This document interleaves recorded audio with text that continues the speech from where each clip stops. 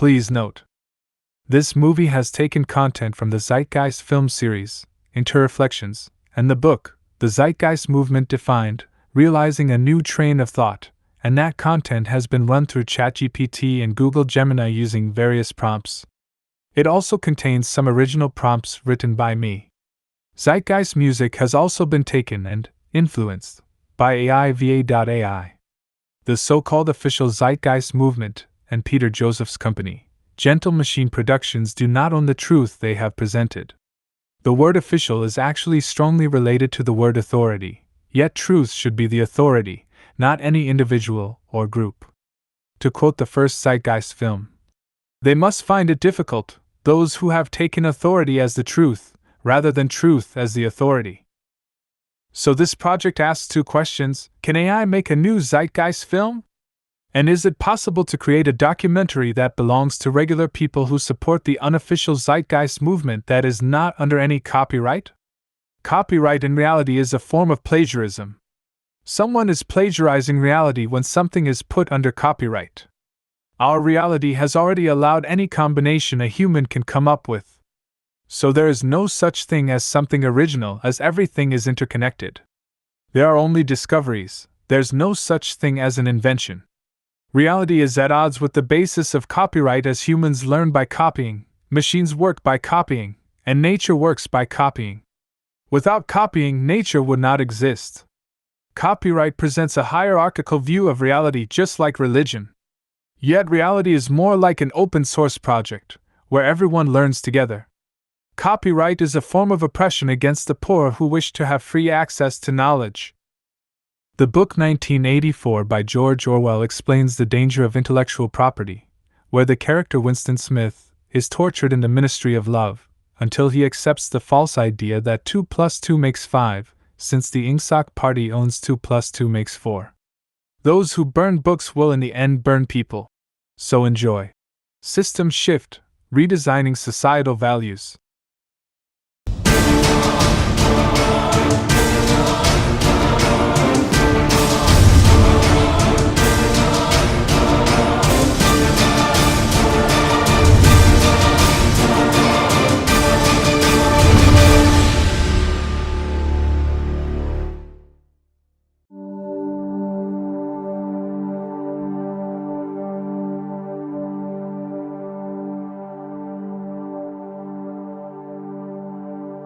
In our current societal structure driven by trade and profit, there exists an unspoken addiction to monetary gain that disrupts the prospect of fair and equal exchanges. The prevailing global mindset seems steeped in an illusion, valuing superficiality over intellect, prioritizing competition and property ownership over sharing and communal harmony. Instead of embracing sustainable practices and preservation, we endorse wasteful consumption, favoring cost efficiency over technical efficiency. The prevailing energy sources are often unsustainable and polluting, disregarding cleaner, more abundant alternatives. Moreover, the prevalence of conflict and the profiteering from warfare have overshadowed the potential for peaceful collaboration that fosters genuine progress. It's an unfortunate reality we find ourselves in, and perhaps it's time to challenge this fraudulent social paradigm that undermines our collective well-being. In the realm of contemporary psychology, a term often evoked is maladjusted, resonating with frequencies that underscore the pursuit of an idealized state of adjustment. This ubiquitous word, sought after for its promise of averting psychological complexities, propels the desire for a well-adjusted life, steering clear of neurotic and schizophrenic tendencies. Yet, within this narrative of conformity, I find myself compelled to assert that there exist facets of our society and world to which I proudly proclaim my maladjustment. I invite all individuals of goodwill to share in this maladjustment, fostering an unyielding stance until the inherent injustices and deficiencies of our societies are rectified, urging for the realization of a greater good that transcends the confines of societal norms. The essence of genuine discovery and collective progress lies in the freedom to express thoughts openly. In the marketplace of ideas, the freedom to speak and think openly serves as a sieve, letting the kernels of wisdom rise while allowing the weightless husks of flawed concepts to fall by the wayside.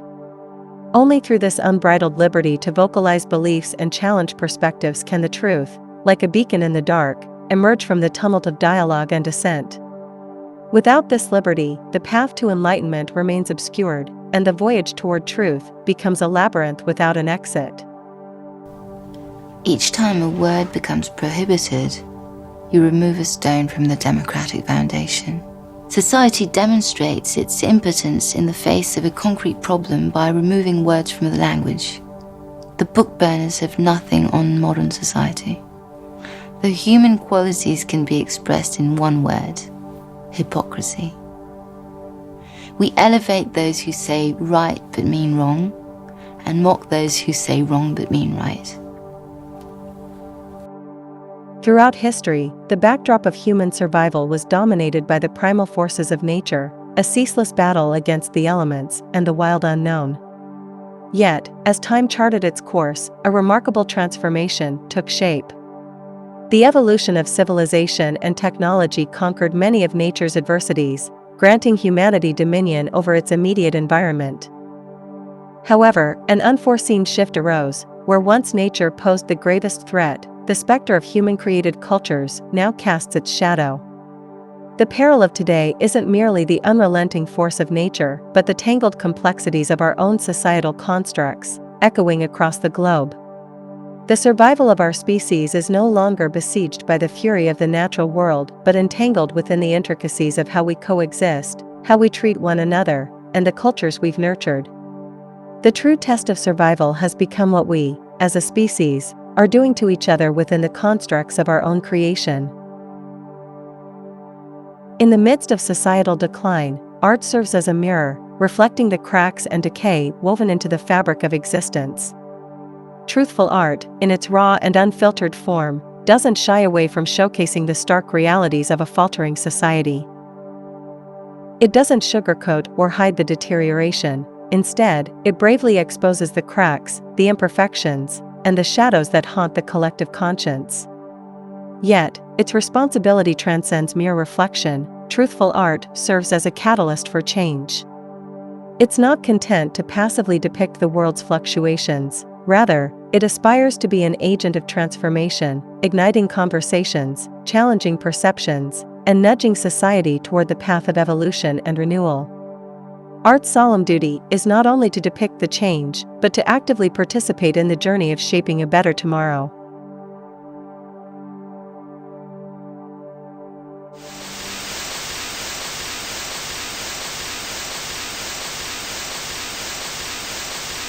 This company knew absolutely that they had a problem with the product. They knew that it was infected with AIDS. They dumped it because they wanted to turn this disaster into a profit.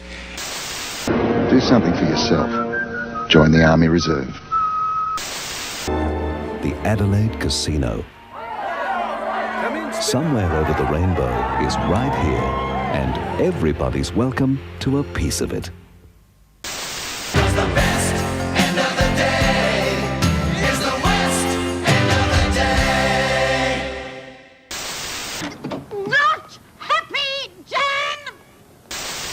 Find yourself in church this Sunday.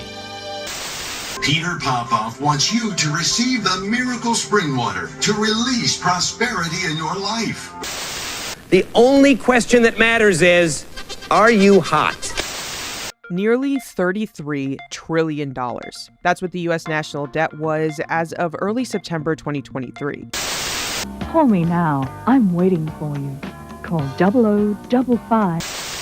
It reckons there's about $270 billion worth of Australian home loans that are at risk of defaulting or being classified as severely stressed. More doctors smoke Camels than any other cigarette.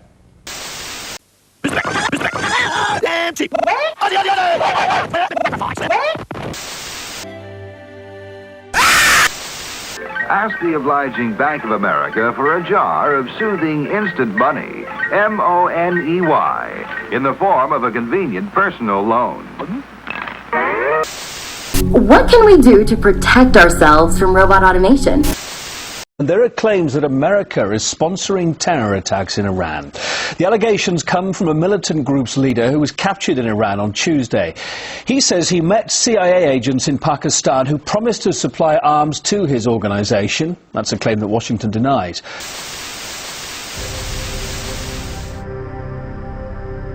When thinking about society and mental health, there's a curious dynamic at play. It's often perceived as positive when individuals conform or adapt well to societal norms. However, from a different perspective, this conformity might not always align with genuine mental well-being. There seems to be an inherent conflict between fitting into a society's norms and what might be truly healthy for an individual's mental state. It's like a delicate balance where being well-adjusted to societal standards doesn't necessarily equate to being mentally healthy in a society that might not foster genuine well-being for its individuals. The human pursuit of acquisition, driven by the relentless desire for more possessions and material wealth, finds a poignant analogy in the game of Monopoly. The game encapsulates the essence of this pursuit, the unending quest for accumulation, the ruthless tactics employed to gain an upper hand, and the eventual realization that all these acquisitions are ephemeral, destined to return to the box. When you accumulate properties and wealth in the game Monopoly, there is a profound lesson that transcends the confines of a mere board game. Ultimately, everything acquired in the game, no matter how much one amasses, returns to a metaphorical box. There is a futility of an existence solely defined by the acquisition of material possessions. The game, a microcosm of human existence, reflects the societal drive toward accumulation, often leading to a cycle of deception, inequality, and monopoly. In this pursuit, individuals are ensnared in a never-ending quest for more wealth, more properties, and more acquisitions, yet these acquisitions fail to fulfill genuine human needs. The accumulation of material possessions becomes a myopic measure of success, and the societal narrative of wealth acquisition overshadows deeper human connections and true fulfillment. The ruthless immersion into the game Monopoly, mirroring the societal conditioning to relentlessly pursue wealth, unveils a stark reality. The allure of acquisition promises fulfillment, but as possessions accumulate, the ephemeral nature of materialism becomes apparent. The thrill dissipates, leaving an unsettling void that no amount of acquisitions can satiate. It prompts a crucial question, one that resonates beyond the game board: what truly matters? Beyond the ephemeral thrill of acquisition lies the quest for fulfillment rooted in genuine human connections, meaningful experiences, and a sense of purpose. The pursuit of wealth and possessions, while integral to survival, cannot be the sole measure of a fulfilling existence. Understanding that the acquisition game leads to a finite end prompts reflection on the deeper aspects that enrich the human experience: compassion, empathy, relationships, and contributions to the greater good.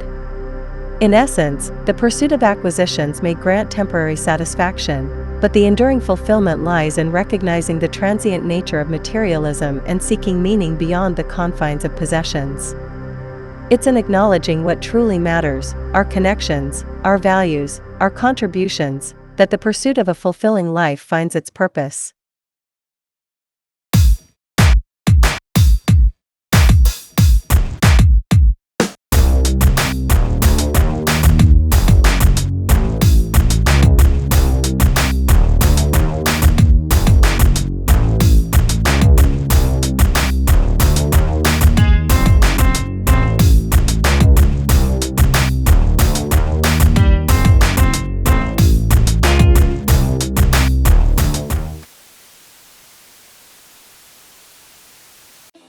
Watch the crazy shit people do for money.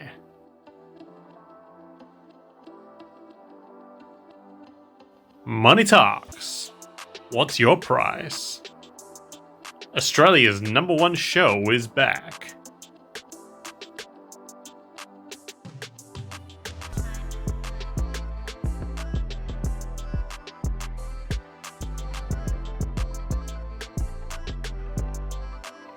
Seems like your wife got a new job, and her customers pay very well.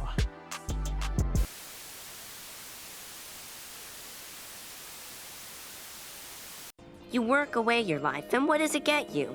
Smiles and faces? No. You get cash. Cash that can't buy back what the job takes. Not if you rode every seahorse in the world.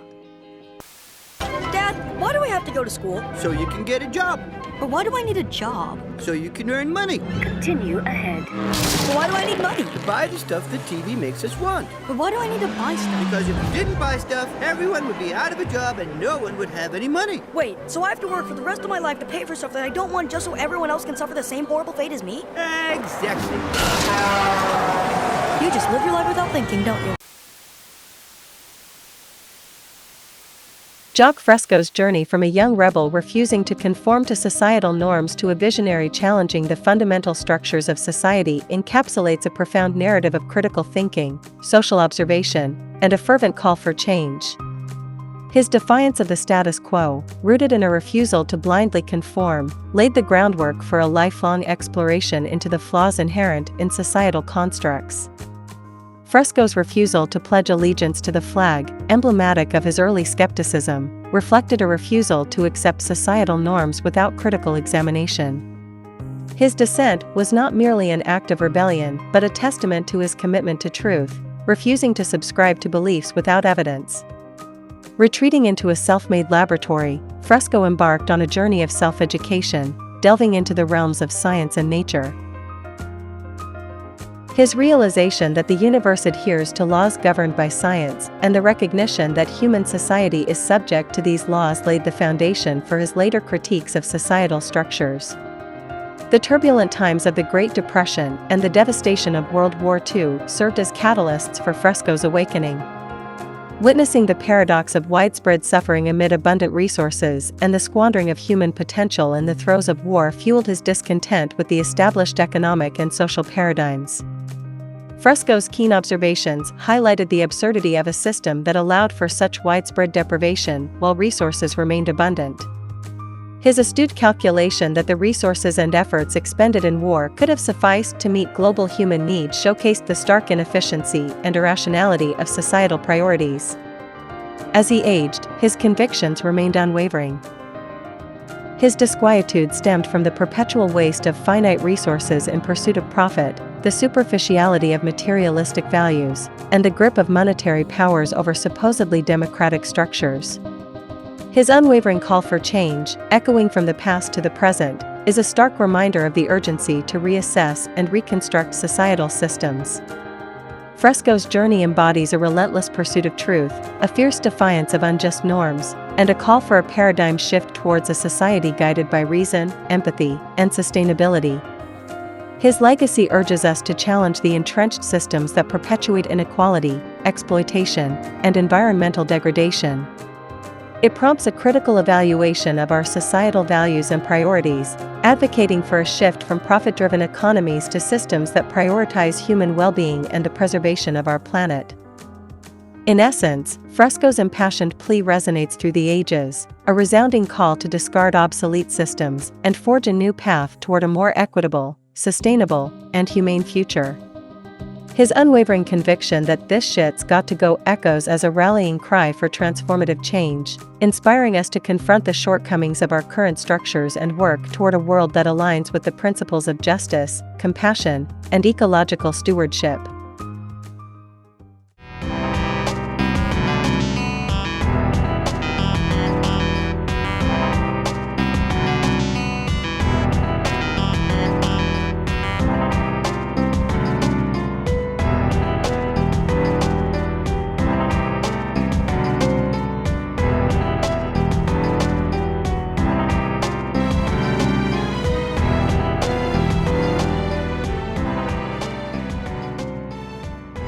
In the vast tapestry of history, pivotal transformations have often been catalyzed by the resolute determination of a dedicated few.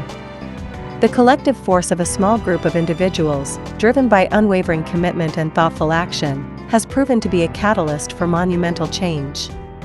Throughout time, these passionate advocates have ignited revolutions, challenged norms, and reshaped the trajectory of societies. Their profound impact echoes the belief that authentic change arises not solely from sheer numbers, but from the unwavering dedication and purposeful endeavors of a committed few, standing as a testament to the potential of human determination and unity.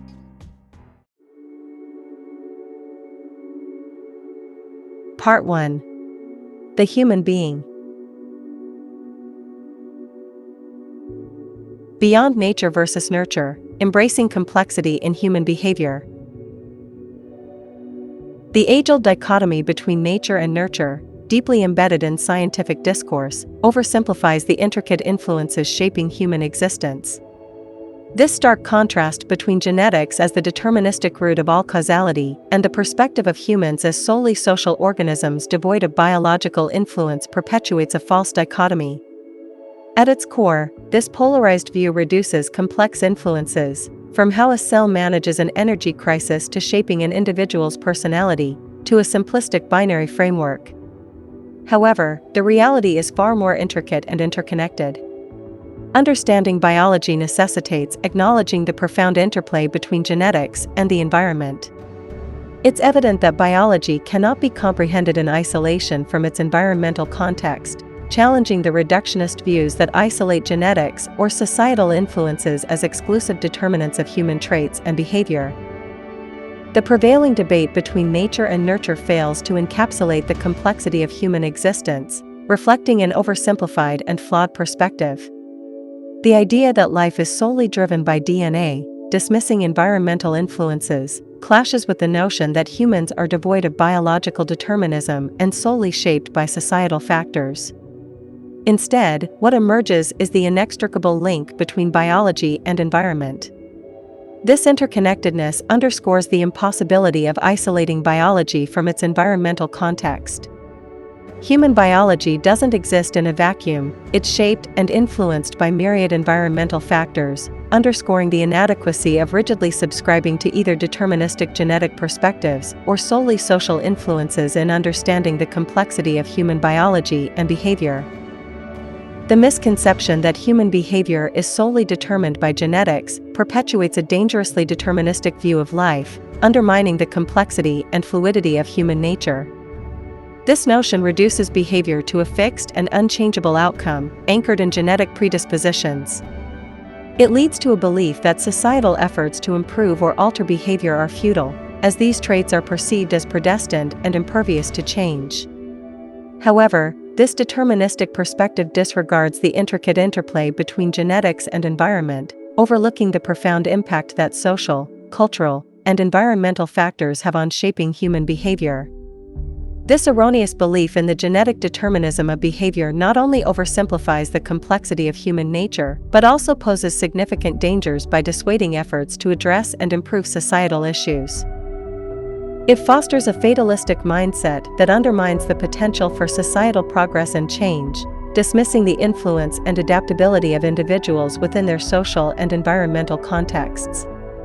Embracing a more nuanced understanding that acknowledges the multifaceted influences on behavior is crucial in fostering a society that prioritizes meaningful interventions and societal improvements.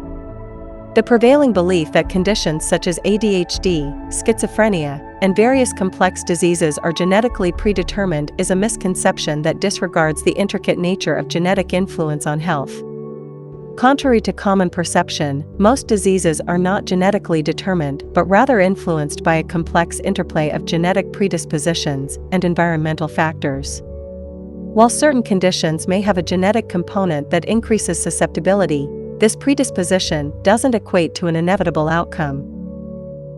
Diseases like heart conditions, cancers, autoimmune disorders, and mental health issues showcase this complexity, where genetic predispositions exist but do not serve as absolute determinants of illness.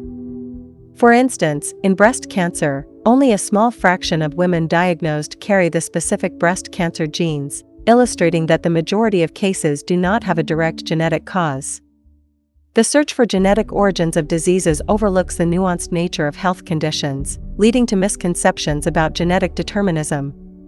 Diseases that are commonly attributed to genetic programming often exhibit multifaceted causative factors beyond genetics. This misconception undermines the crucial role played by environmental influences, lifestyle choices, and other external factors in the development of various health conditions. Understanding that genetics merely contribute to a predisposition rather than solely dictate disease occurrence is pivotal in shaping approaches to healthcare and highlighting the significance of holistic interventions that consider both genetic susceptibility and environmental influences.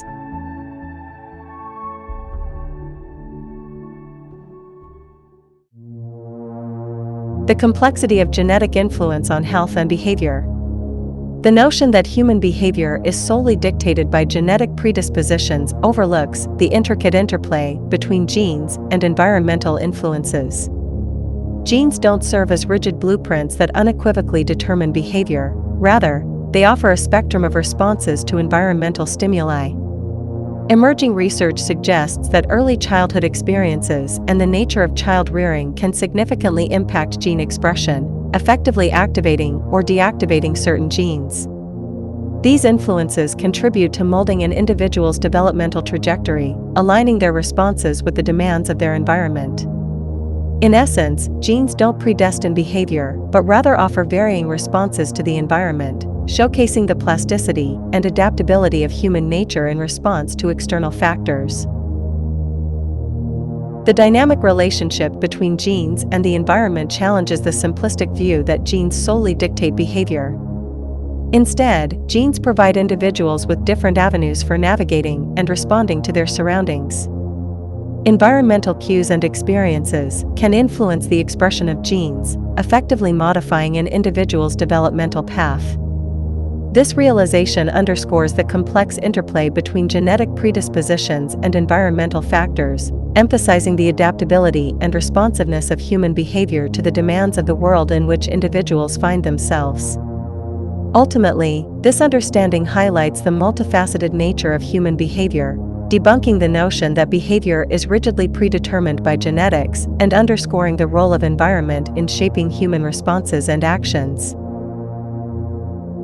The impact of childhood abuse on the brain's genetic makeup highlights the significant role of environmental experiences in shaping genetic expression.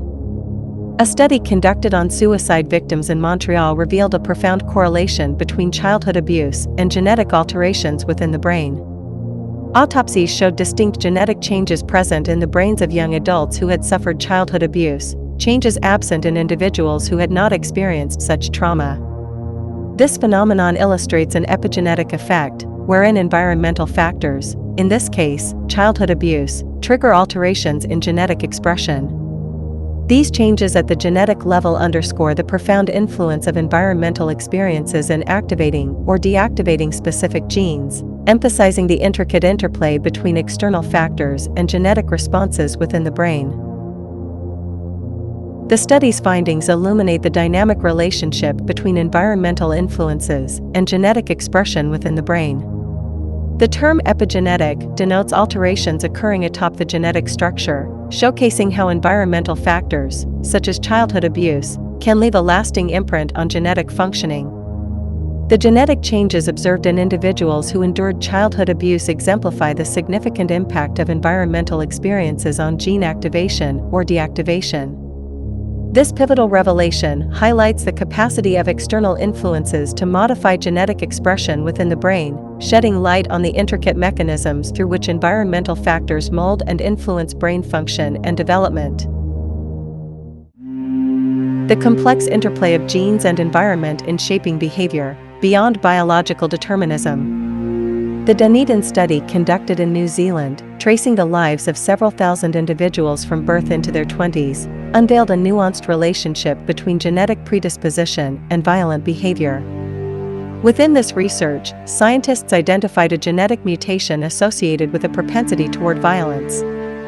However, a critical revelation emerged: this abnormal gene alone did not heighten the likelihood of violent tendencies in individuals. Surprisingly, those carrying this genetic anomaly displayed a lower rate of violence compared to individuals with normal genes when not subjected to severe child abuse. This finding highlights that the presence of the abnormal gene did not independently predispose individuals to violence. Rather, the crucial determinant appeared to be the interaction between this genetic factor and experiences of severe childhood abuse. The Dunedin study's revelations underscore the intricate interplay between genetic predisposition and environmental factors, particularly childhood experiences of abuse, in shaping behaviors like violence. It elucidates that while certain genetic mutations may have a relationship with propensities for certain behaviors, the manifestation of these tendencies is contingent upon environmental interactions. The study challenges the oversimplified notion that genes unilaterally dictate behavior, emphasizing instead the pivotal role of environmental factors, especially childhood experiences, in influencing and modulating the expression of genetic predispositions toward violent behavior. Research involving gene manipulation in mice showcases the limitations of perceiving genes as the sole determinants of complex traits such as intelligence. By knocking out a specific gene related to learning and memory in mice, scientists observed a decline in the mice's ability to learn. This finding appeared to suggest a genetic basis for intelligence. However, what often goes unacknowledged is the pivotal role of the environment in influencing genetic outcomes. Subsequent experimentation revealed that genetically impaired mice raised in enriched, stimulating environments exhibited a remarkable reversal of their learning deficit. This critical observation underscores the profound impact of environmental factors in mitigating or even nullifying the effects of genetic impairment, challenging the conventional perception of genes as the exclusive drivers of behavior or traits. The implications of this study extend beyond the simplistic attribution of behaviors solely to genetics. It highlights the intricate interplay between genes and the environment, emphasizing that genetic contributions interact with environmental stimuli in shaping an organism's responses. This dynamic interaction underscores that genes might influence an organism's predisposition or readiness to confront specific environmental challenges rather than determining a fixed outcome. The study underscores the inadequacy of adhering to the outdated notion that behaviors or traits are exclusively governed by genetics, cautioning against the potential dangers of perpetuating such misconceptions, which echo historical contexts like eugenics and oversimplify the complexities of genetic and environmental interactions. Attributing behaviors solely to biology and genetics, while neglecting the influential role of social environments, presents significant dangers in understanding and addressing societal issues.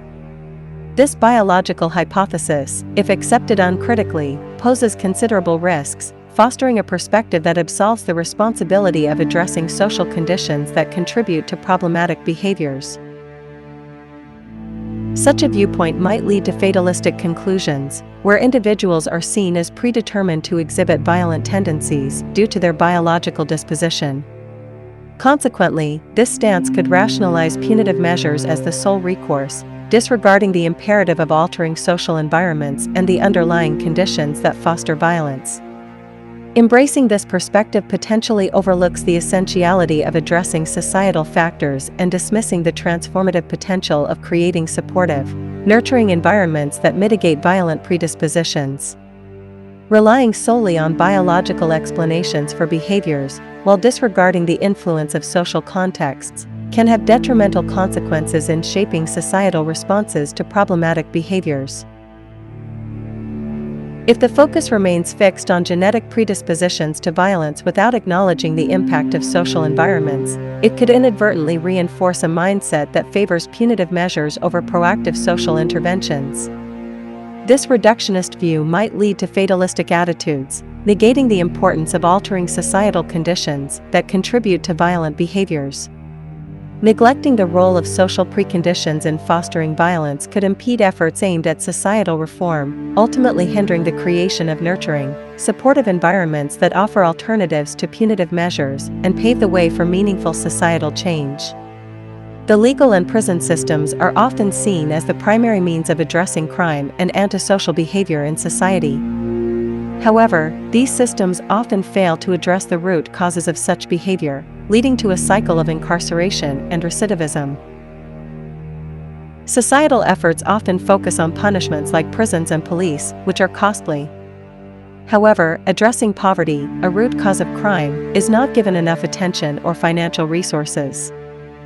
Poverty is a pervasive issue that affects millions of individuals and families worldwide. It is characterized by a lack of access to basic necessities such as adequate housing, food, healthcare, and education. Living in poverty often leads to limited opportunities, social isolation, and exposure to criminogenic environments.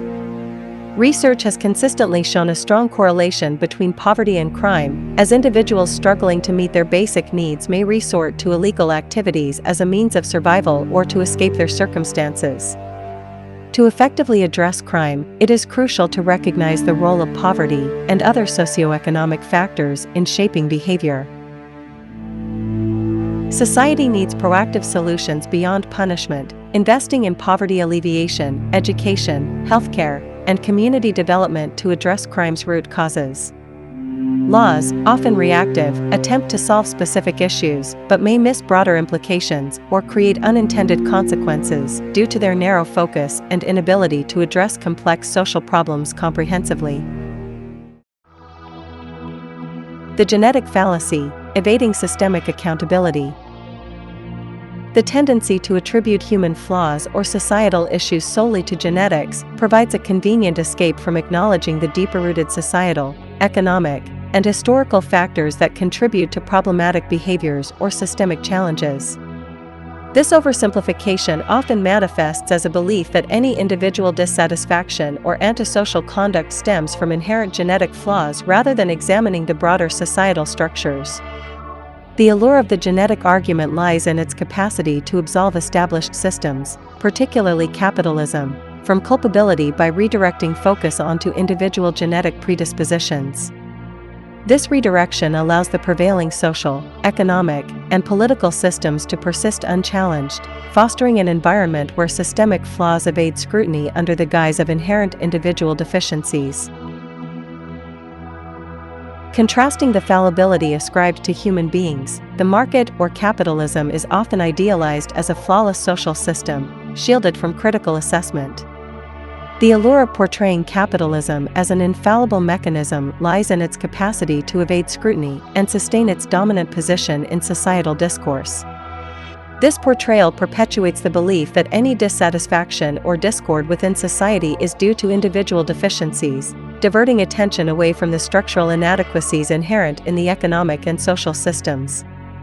Consequently, the systemic issues embedded within capitalism remain obscured, allowing the prevailing system to persist unchallenged and absolved from accountability for perpetuating societal challenges. The paradox of addiction, societal reverence for destructive behaviors.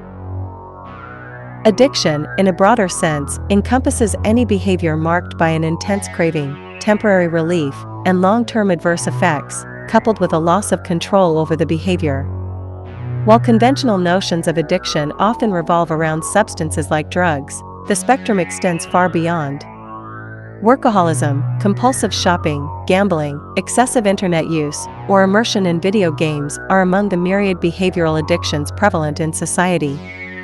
Beyond these, there's the often overlooked addiction to power or acquisition, observed in individuals or corporations perpetually seeking more, irrespective of the detrimental consequences. Strikingly, these socially impactful addictions, causing immense harm, often receive societal endorsement and are regarded as respectable pursuits, despite their catastrophic repercussions. However, the societal perception of addiction and what is deemed respectable is paradoxical. Behaviors leading to widespread social harm, such as the addiction to power, wealth, or profit, often evade significant censure. Executives steering tobacco corporations, thriving on profit despite the fatal consequences of tobacco smoke-related illnesses claiming millions of lives annually, exemplify this dichotomy. Their addiction to profit remains untouched by legal or social consequences, their actions deemed respectable within the corporate landscape.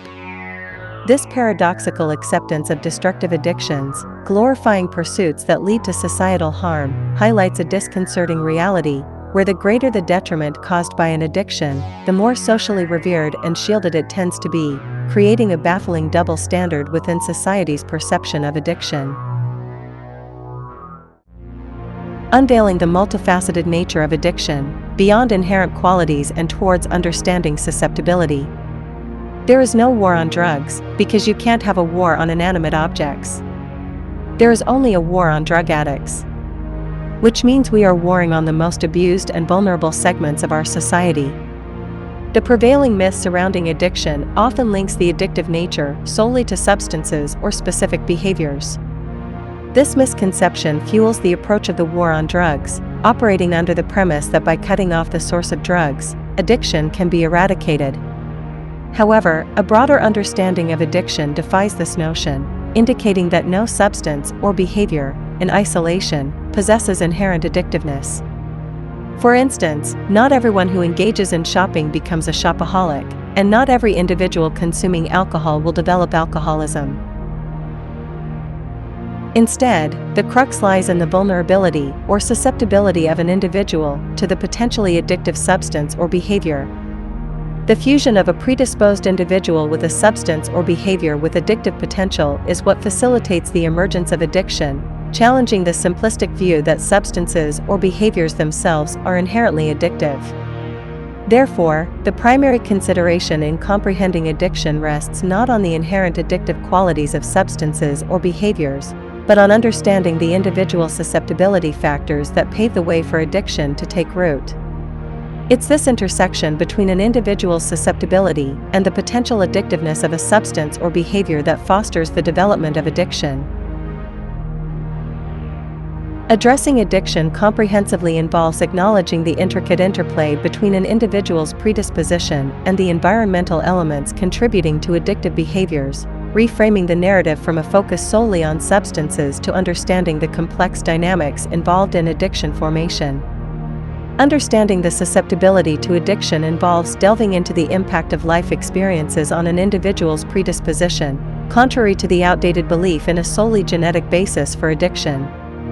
Scientifically, the notion that addictions stem primarily from genetic causes lacks credibility. Instead, it's the culmination of life experiences that render individuals susceptible to addictive tendencies. These experiences not only mold an individual's personality and psychological needs, but also intricately shape the very structure of their brains. Remarkably, this process of susceptibility doesn't commence post-birth, but begins during fetal development in utero, emphasizing the profound impact of early environmental factors on an individual's vulnerability to addiction. Studies have underscored the profound effect of prenatal experiences on the predisposition toward addictive traits in individuals.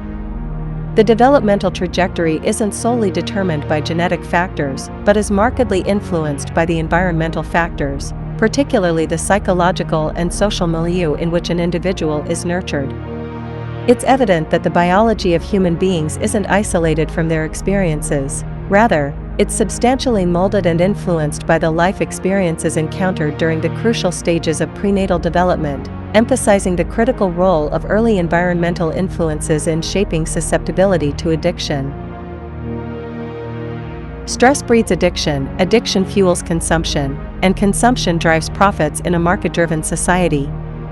It's a vicious cycle perpetuated by profit-seeking corporations at the expense of individual well-being and societal harmony. To break free, we must shift towards a paradigm that values holistic well-being over profit margins. Before birth and beyond, the enduring impact of prenatal experiences on human development. The impact of an environment on an unborn child begins long before their birth. As early as fetal development, the environment, predominantly influenced by the mother's physiological state, significantly shapes the unborn child's biological programming. The conditions experienced during pregnancy, including hormonal levels and nutrient availability in the maternal circulation, play a pivotal role in influencing the fetus's developmental trajectory. A poignant illustration of this is witnessed in the Dutch hunger winter of 1944, where the scarcity of food due to Nazi occupation led to starvation among many. Fetal exposure to this starvation during the second or third trimester resulted in a profound lesson for the body, prompting a perpetual adaptation in how it handles nutrients. Those fetuses, taught by starvation, tend to develop a highly conservative approach to storing sugar and fat, a characteristic that persists long after birth. Decades later, individuals who experienced these conditions in utero are more prone to health issues such as high blood pressure, obesity, or metabolic syndrome, highlighting how the environment in utero can significantly impact an individual's health trajectory in unexpected ways. Exposing pregnant animals to stress in a laboratory setting has revealed startling outcomes in their offspring's behavior. Studies show that stressed pregnant women have offspring with a heightened inclination toward using substances like cocaine and alcohol once they reach adulthood. This stress isn't confined to laboratory scenarios. Human mothers who undergo stress during pregnancy also have discernible effects on their children. For instance, in a British study, women who experienced abuse during pregnancy exhibited elevated levels of cortisol, a stress hormone, in their placenta during birth. Consequently, their children displayed a greater vulnerability to conditions predisposing them to addictions by the age of 7 or 8, highlighting how prenatal stress lays the foundation for various mental health issues. Further research conducted in Israel focused on children born to mothers pregnant before the onset of the 1967 war unveiled alarming findings. These expecting mothers endured significant stress during pregnancy, which manifested in their offspring having a higher occurrence of schizophrenia compared to the average cohort. These profound outcomes emphasize the substantial impact of prenatal experiences on the development of an individual, underscoring the lasting influence of stress during the gestational period. Human brain development sets us apart significantly from many other species, particularly in terms of the timing and process of development. Unlike animals like horses that are capable of running soon after birth, humans are remarkably underdeveloped at the start of life. The reason behind this disparity lies in the evolutionary demands on our physiology. As humans evolved larger heads to accommodate the burgeoning forebrain that distinguishes our species, the pelvis simultaneously narrowed due to our bipedal locomotion. Consequently, human infants are born prematurely, necessitating post-birth brain development, which happens to a large extent under the influence of the environment. The notion of neural Darwinism sheds light on the brain's response to environmental stimuli during development. This concept underscores that brain circuits receiving appropriate environmental input tend to develop optimally, while those lacking such input may not fully develop or even regress. A striking example of this principle is observed in the visual circuits of a child. Even with perfectly functional eyes at birth, if the child is isolated in darkness for an extended period, the circuits responsible for vision will not receive the necessary light waves for development. Consequently, the initial rudimentary circuits, devoid of stimulus, may degrade, leading to lifelong blindness as new circuits fail to form without the requisite environmental input. This underscores the critical role of environmental stimuli in shaping and maintaining neural connections during early human development. Unseen influences: the impact of early experiences on adult behavior and development. Early experiences, particularly those beyond the recall memory stage, significantly sculpt adult behavior. While explicit memory involves the retrieval of facts and details, the hippocampus, responsible for this recall memory, doesn't fully mature until much later, rendering hardly any recall memories before 18 months. On the other hand, implicit memory and emotional memory operates without explicit recall, embedding emotional experiences in nerve circuits. These circuits shape responses without direct recollection, significantly impacting behavior. For instance, individuals who are adopted often carry a lifelong sense of rejection. Though they cannot recall the adoption or separation from their birth mother due to underdeveloped hippocampal structures during infancy, the emotional memory of separation and rejection persists. Consequently, they are more prone to feeling rejected and emotionally distressed when faced with perceived rejection by others. This sense of rejection isn't exclusive to adoptees, but its potency is heightened due to the strong impact of implicit memory. Likewise, many hardcore addicts have faced significant childhood abuse or emotional loss. Their implicit memories paint a world as unsafe and untrustworthy, shaping their responses to intimacy, trust, and relationships. This perception influences their reluctance to engage in intimate connections, distrust of caregivers and professionals, and an overarching belief in an unsafe world, an outcome tightly tied to the impact of implicit memory, sometimes stemming from unrecalled incidents. Essential touch: the impact of human contact on infant development. human touch plays a fundamental role in the development of infants. Studies have revealed that premature babies benefit significantly from even just 10 minutes of being touched and stroked on their backs each day, aiding in their brain development. Touch is an essential need for infants, so much so that the absence of physical contact can have severe consequences. Infants who are not held or touched might experience detrimental effects, and in extreme cases, the lack of touch can lead to fatality. However, societal pressures often advise against picking up crying babies, advocating for uninterrupted sleep, and discouraging frequent holding, contrary to the crucial need for physical contact. This conflicting advice deprives infants of the essential comfort and care they need, potentially leading them to develop implicit memories of a world that lacks compassion and care. Ties that bind: the crucial role of childhood environment. Early experiences play a pivotal role in shaping individuals, starting from the formative years of life. These differences are profoundly rooted in the parental experiences of adversity or ease, influencing how they interact with their children. Whether it's the manifestation of maternal depression or displaying irritability due to the challenges of their day, these experiences leave a profound impact on children's development. The effects of these encounters become deeply ingrained in children's programming, exerting significant influence on their growth. It's intriguing how this early sensitivity isn't a mere evolutionary flaw, but a common aspect observed across various species. Even in seedlings, there's an early adaptation to the environment they inhabit. For humans, this adaptation uniquely revolves around the quality of social relations. Essentially, the nurturing, conflicts, and attention received in early life offer a preview of the world children might encounter. It's a glimpse into whether they'll grow up in a competitive environment, learning self-reliance and mistrust, or in a society that values reciprocity, empathy, and cooperation. The kind of world they perceive becomes a blueprint for their emotional and cognitive development. Parenting, often unconsciously, serves as a conduit, passing on this experience to children, shaping their perception of the world they're part of. If a lot of people love each other, the world would be a better place to live. The Room, Tommy Wiseau. Childhood development, as articulated by D.W. Winnicott, hinges on two primary types of disruptions. The first encompasses traumatic and abusive events that significantly impact children's lives, evident in the experiences of individuals from areas like downtown East Side.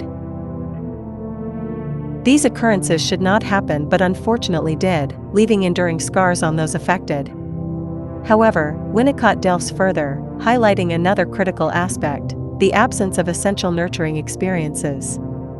This absence, labeled proximal abandonment by psychologist Alan Shore, refers to situations where children, though not subjected to overt abuse or neglect, lack the emotionally attuned and present caregiving required for healthy development. It's the absence of this emotionally available parental presence, due to societal stresses and parenting environment, that becomes a void in the lives of many children, impacting their emotional resilience and psychological well-being. The concept of proximal abandonment underscores the subtle yet profound impact of emotional availability in parenting on childhood development. It delineates a scenario where children are not necessarily facing explicit trauma, but lack consistent, emotionally responsive parenting. These children, although not abused or neglected, suffer from the absence of the essential nurturing, emotionally attuned presence of a caregiver, which is integral to their emotional and psychological growth. This absence, stemming from societal stresses and a lack of conducive parenting environments, illuminates a critical aspect of childhood development often overlooked in discussions solely centered on abuse or trauma. Dr. James Gilligan dedicated roughly 4 decades of his life to an unwavering pursuit, delving into the depths of human violence by engaging with society's most notorious offenders. His journey was fueled by an ardent desire to unearth the roots of violence, leading him into the confounding world of murderers, rapists, and the most violent criminals within prison walls. Through his immersive work, Dr. Gilligan uncovered a shocking reality: that the perpetrators of such extreme violence were themselves victims of unimaginable degrees of childhood abuse. This revelation shattered conventional understandings of what constituted child abuse, exposing the harrowing depth of maltreatment experienced by children in society. The violent individuals Dr. Gilligan encountered were not just perpetrators, they were survivors, having endured attempted murders, often inflicted by their own parents or individuals within their social milieu. Their lives bore the scars of familial and social violence, having lost their closest family members to acts of brutality committed by others. In his relentless quest to understand the causes of violence, Dr. Gilligan uncovered a profound truth. The cycle of violence was deeply entrenched within the lives of the most violent individuals he encountered. His insights underscored the lasting impact of severe childhood abuse and familial violence, offering a stark glimpse into the tumultuous environments that shaped these individuals. Through his work, Dr. Gilligan shed light on the urgent need for societal intervention, recognizing the critical role of early intervention and support in breaking the cycle of violence and abuse that perpetuated within families and communities. His dedication to comprehending the underlying causes of extreme violence brought to the forefront the imperative of addressing societal and familial dynamics to prevent the perpetuation of such distressing cycles. The Buddha's philosophical perspective emphasized the interconnectedness of everything within the universe, encapsulating the concept that each entity contains elements of the whole and is inextricably linked to its environment. This holistic viewpoint extends to human development, resonating with modern scientific insights into the biopsychosocial nature of human growth. Contemporary research, notably explored by psychiatrist and researcher Daniel Siegel at UCLA through his concept of interpersonal neurobiology, delves into the intricate relationship between human biology and its interaction with the social and psychological environment.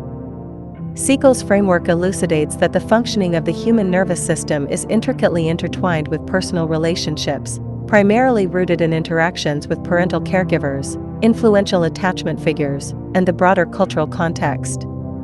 From infancy through adulthood and even into the twilight of life, this interconnectedness remains a cornerstone, shaping neurological functioning and development. The understanding that neurological functioning is profoundly influenced by the surrounding environment underscores the importance of the environment throughout the human lifespan.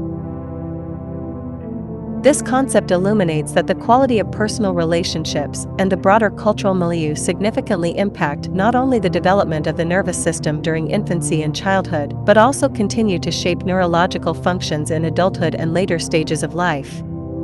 It emphasizes the vital role of nurturing, supportive relationships in molding brain development, underscoring the lifelong impact of social and cultural environments on neurological functioning.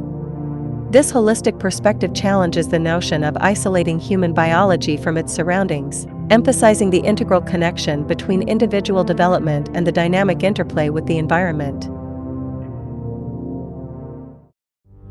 Understanding the broken windows effect in criminology. The proliferation of graffiti, even when not obscene, confronts the subway rider with the inescapable knowledge that the environment he must endure for an hour or more a day is uncontrolled and uncontrollable, and that anyone can invade it to do whatever damage and mischief the mind suggests. The broken window effect, often referred to as the broken windows theory, is a criminological concept suggesting that visible signs of disorder and neglect in a community can lead to an increase in both petty crime and more serious criminal behavior. The theory was popularized by James Q. Wilson and George L. Kelling in 1982. It uses the analogy of a broken window in a building. If a broken window in a building is left unrepaired, it sends a signal that no one cares about the property. Consequently, this encourages further vandalism and more serious crimes, as the lack of maintenance conveys an atmosphere of lawlessness and neglect. The theory posits that the presence of disorderly and unkempt environments fosters an environment conducive to criminal activity. The broken windows theory emphasizes the importance of maintaining order and addressing minor signs of disorder and vandalism in a community to prevent more serious crimes from occurring. It suggests that by addressing small issues promptly, communities can create an environment that discourages criminal behavior and promotes a sense of order and safety. This theory has been influential in shaping policing strategies and community policing approaches in various urban settings. However, its effectiveness and application have been subject to debate among criminologists and policymakers. Classical music has been employed as an unconventional yet effective tool in deterring crime, resonating with the concept of the broken window effect. The theory suggests that improving the social environment can significantly reduce criminal activities. In this context, playing classical music in public spaces serves as a mechanism to elevate the ambience, signaling a sense of orderliness and care for the surroundings. It contributes to creating an environment that discourages antisocial behavior by promoting a sense of respect and civility. The presence of classical music not only enriches the atmosphere but also fosters a more positive social environment, potentially deterring potential criminal activities by invoking a sense of community pride and responsibility for shared spaces. Shifting landscapes, tracing humanity's journey from egalitarianism to conflict. Throughout history, human societies have traversed diverse landscapes, experiencing an array of societal structures. Egalitarianism found its roots in early human societies, particularly among hunter-gatherer communities that thrived on principles of food sharing and reciprocal exchanges. These small, tightly knit groups predominantly survived through foraging, with limited hunting, fostering environments where individuals were deeply connected through kinship ties, often spanning extended families or known acquaintances. Material culture was relatively sparse, and social fluidity between groups was common, characterized by a world where interpersonal relationships and community bonds held paramount significance. This era of human existence, marked by its simplicity and close-knit social fabric, notably bore fewer traces of organized group violence, contrasting starkly with later periods of human history marked by such conflict. The question then arises, how did humanity diverge from this less violent, egalitarian existence into more contentious and organized societal frameworks? Violence within human societies exhibits immense diversity and isn't uniformly distributed across different cultures.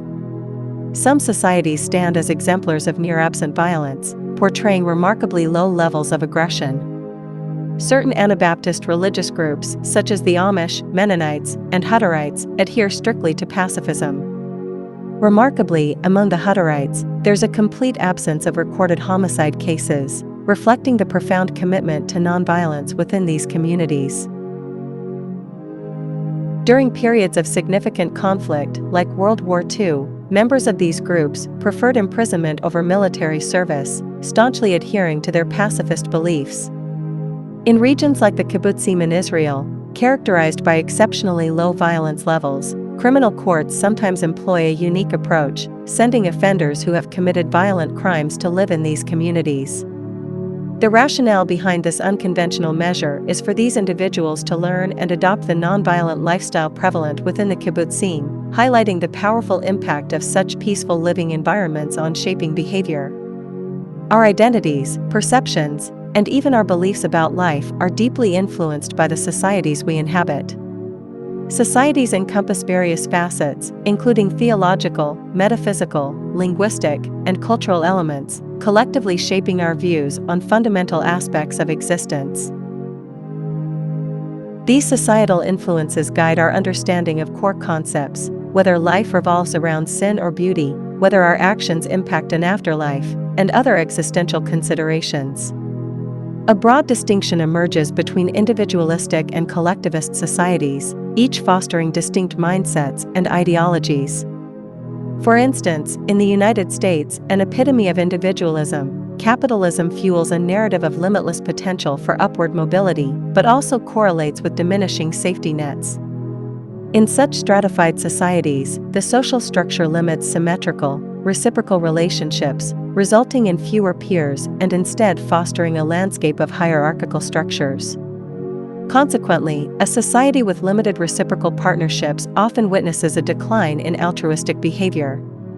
In an individualistic society like America, the dynamics of capitalism form a stark backdrop. The promise of ascending the societal pyramid corresponds to a reduction in safety nets, a trade-off inherent in this pursuit of upward mobility. This societal structure shapes relationships characterized by differing statuses and entrenched hierarchies, diminishing the prevalence of symmetrical, reciprocal partnerships. As the number of peers decreases, altruism within the society diminishes, reflecting the impact of societal structures on individual behaviors and values.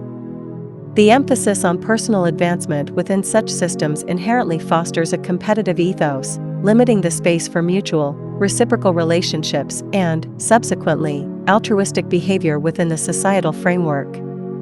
Understanding the nature of human beings is a complex task, one that encompasses the vast spectrum of social and behavioral variability found within our species. Despite our inherent nature, humans exhibit an unparalleled capacity for social diversity, boasting an array of beliefs, familial structures, and child-rearing practices that highlight our extraordinary adaptability.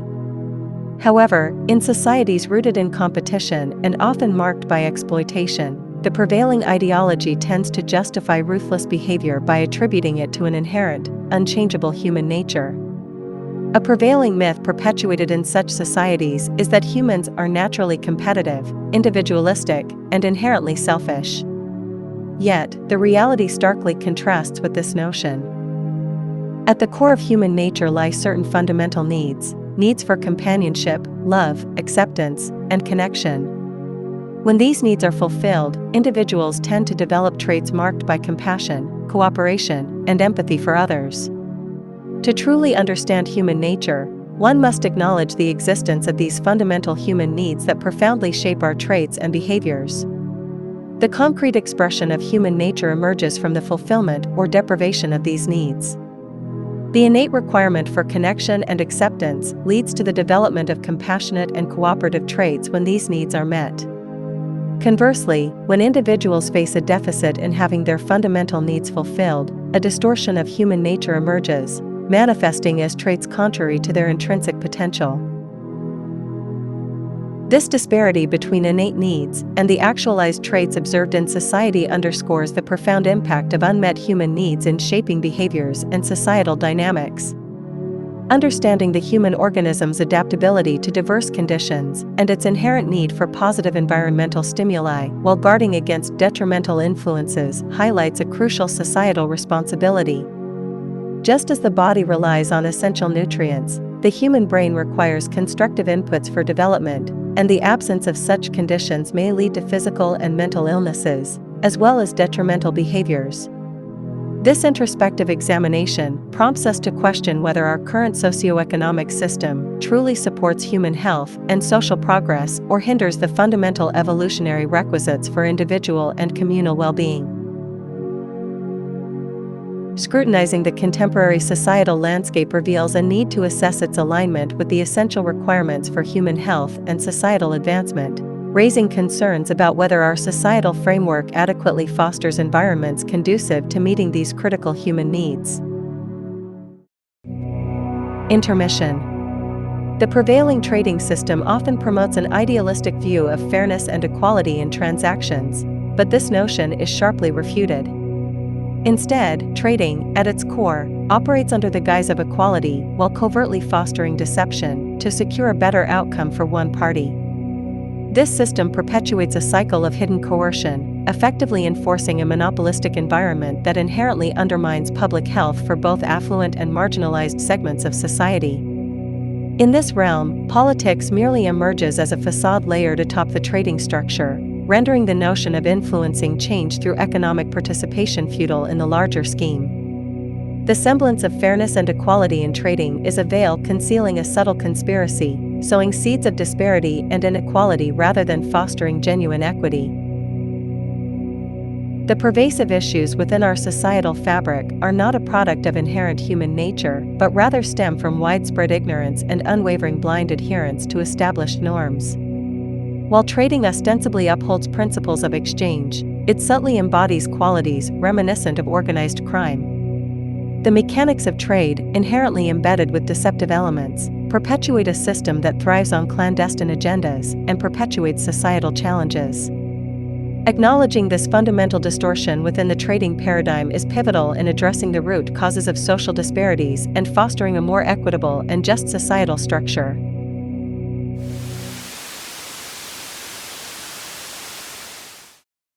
Part 2. Free market capitalism. Consider the intricate nature of freedom and its illusion. There's a curious irony in the idea that sometimes individuals who believe they possess absolute freedom might unknowingly be confined by their own convictions. The illusion of liberty, when mistaken for actual autonomy, can lead to a profound sense of entrapment. It's a reminder of the complexity inherent in understanding true freedom, suggesting that perceived independence might conceal underlying limitations or constraints. This concept hints at the deeper layers within the human psyche, where the perception of freedom might differ vastly from the actual reality of it. It's all about money, not freedom. If you think you're free, try going somewhere without money, okay? The love of money is the root of all evil. No one can serve two masters. Either you will hate the one and love the other, or you will be devoted to the one and despise the other. You cannot serve both God and money. Do you want to make some money? The misconception of the money sequence of value, how economic theory overlooks the true drivers of well-being. The origins of our current economic system can be traced back to John Locke's introduction of the concept of property. Locke's theory of property included three conditions: that there must be enough left over for others, that it must not be allowed to spoil, and that it must be mixed with one's labor. Initially, Locke presented a compelling argument for private property, but he later abandoned these provisos when he introduced the concept of money. This led to a significant shift, as money became a means to acquire property, regardless of whether it was earned through labor or not. Adam Smith further developed Locke's ideas by introducing the concept of the invisible hand of the market. According to Smith, the market would naturally regulate itself to achieve equilibrium between supply and demand. This notion essentially deified the market, as it was now seen as an autonomous entity that would ensure the efficient allocation of resources. Smith also believed that the poor would be limited by the scarcity of subsistence and that nature would deal with this by eliminating their children. This callous view of the poor highlighted his blindness to the immense suffering caused by poverty and inequality. The ideas of Locke and Smith have had a profound impact on modern economics and society. Their theories have contributed to the rise of capitalism and the belief in the self-regulating nature of the free market. However, the flaws in their theories, such as the lack of consideration for social justice and the environment, have led to many of the problems we face today, including inequality, poverty, and ecological destruction. Adam Smith, the father of modern economics, proposed the concept of the free market based on the exchange of tangible goods necessary for survival. However, the rise of financial trading, where money is made solely by moving money, has diverted the focus of economic activity away from tangible goods. This shift is rooted in Smith's treatment of money as a commodity, but it has led to the pursuit of money for its own sake, detached from its productive value. The pursuit of financial gain, driven by the money sequence of value, has become the primary economic motivator in virtually every economy worldwide, regardless of their social system. This has overshadowed the foundational life sequence of value, which emphasizes the well-being of individuals and society. The result is a situation where economic activity is dominated by financial transactions and speculative investments, often at the expense of the real economy and societal well-being. The decoupling of the money sequence of value from the foundational life sequence of value has led to a profit-oriented mindset that disregards social and environmental responsibility. This has contributed to a system where economic success is measured solely in terms of financial gain, often at the expense of sustainable development and the well-being of future generations. Realigning the focus back to the life interest is crucial for creating an economic system that prioritizes societal needs and fosters true progress. God doesn't make the world this way. We do. Economic doctrine has been muddled by a fundamental misunderstanding, the belief that the money sequence of value directly leads to the life sequence of value. This misconception arises from the notion that increased sales, rising gross domestic product, and other economic indicators automatically translate into enhanced well-being, leading to the assumption that GDP can serve as a reliable barometer of societal health. This confusion stems from the conflation of the money sequence of value, which encompasses monetary transactions and revenues from goods sold, with the life sequence of value, which represents the processes that sustain and enhance life. By conflating these two distinct sequences, economic theory has built in a fundamental flaw that becomes increasingly perilous as the money sequence of value becomes detached from actual value creation. Economics is not a science. This systemic disorder has dire consequences. As the money sequence of value diverges from the production of tangible value, it transforms into a self-perpetuating cycle of financial transactions that no longer reflect genuine economic activity. This decoupling leads to a situation where economic growth and financial gains are achieved without a corresponding increase in well-being or sustainability. In essence, the current economic system suffers from a structural flaw that renders it both unsustainable and detrimental to societal well-being. This systemic disorder poses a significant threat and demands urgent attention and fundamental restructuring. The insanity of our economic system, prioritizing profit over well-being, sustainability, and justice. In today's society, we often rely on economic indicators like GDP, CPI, and stock market value to measure our progress. However, these measures do not accurately reflect the well-being, happiness, trust, or social stability of a society. They only measure the flow of money and do not provide any insight into the quality of people's lives.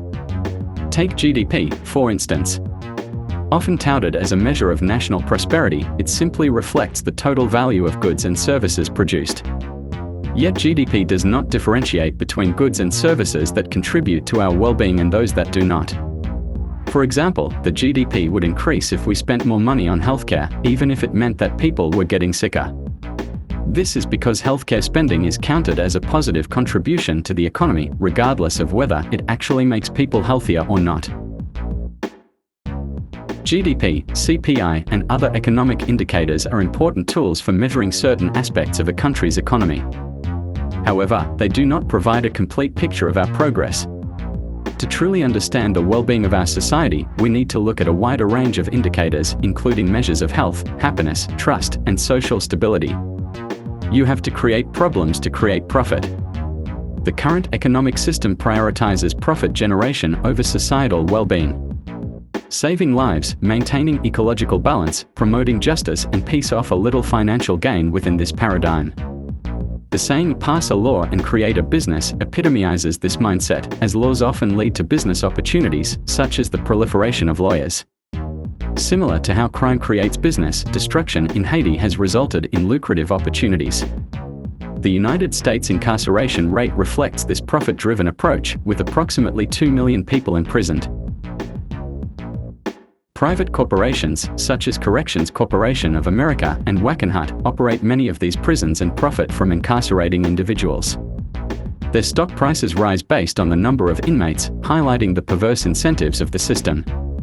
This situation serves as a chilling illustration of how the current economic paradigm prioritizes profit over human welfare.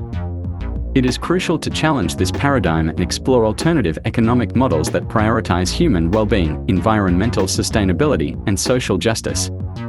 Only then can we create a society that values life, balance, and justice over profit maximization. The global market system is built on the continuous flow of consumption to maintain its functionality. The three main actors in this system are the employee, the employer, and the consumer. Employees sell their labor to employers, who produce goods and services that are purchased by consumers. In order for the system to continue operating, there must be sufficient demand for goods and services to generate income for each of these actors. In theory, an economy is designed to be efficient and minimize waste. However, our current system, with its emphasis on consumption, promotes the opposite. It encourages the rapid depletion of finite resources, such as oil and minerals, which took millions or billions of years to form. This approach, known as ecocidal insanity, leads to the destruction of the environment and is unsustainable in the long term. The intent of the market system is to maximize consumption, not to preserve or economize. This is inherently at odds with the true purpose of an economy, which should be to efficiently allocate resources for producing and distributing essential goods that support life. Therefore, we need to shift our focus from promoting consumption to promoting efficiency and sustainability. This means developing a system that minimizes waste, conserves resources, and operates in harmony with the natural world. We need an economy that truly economizes. It's alarming how wasteful our current system is. Every level of life organization, from ecosystems to social programs and water access, faces crisis, challenge, decay, or collapse. Scientific research consistently supports this notion of widespread decline. It's almost impossible to name a life form that isn't threatened or endangered. This realization can be overwhelming, leading to feelings of despair. Unfortunately, we have yet to fully comprehend the underlying mechanisms responsible for this pervasive decline. It's as if we are afraid to confront the root causes, choosing instead to continue our current practices despite their clear ineffectiveness. This denial of reality borders on insanity as we persist in repeating actions that evidently do not yield positive outcomes. It is clear that we are not dealing with a functional economic system. In fact, one could argue that it's an anti-economic system, given its inherent wastefulness and destruction. Our current approach is unsustainable, and we urgently need to find alternative systems that prioritize efficiency, sustainability, and the well-being of all life forms. Recognizing the extent of the crisis is the first step towards finding solutions. We must educate ourselves, challenge assumptions, and embrace innovative thinking. It's essential to collaborate across disciplines and perspectives to develop truly sustainable and regenerative systems. By working together, we can create a future where waste is eliminated and all life can thrive. The Economics of Obsolescence, Unveiling the Inherent Contradictions of Market-Driven Consumption. In the competitive market ideology, the pursuit of the best possible goods at the lowest possible prices underpins the rationale for market competition, assuming that competition naturally yields higher quality products. Logically, if one were to construct a chest of drawers from scratch, it would be fashioned from durable, top-notch materials for long-lasting use. However, within the market domain, such rationality isn't just unfeasible, it's inconceivable. It becomes mathematically impossible to produce the most advanced, efficient, and sustainable products because the competitive market necessitates cost efficiency at every stage, from labor to materials.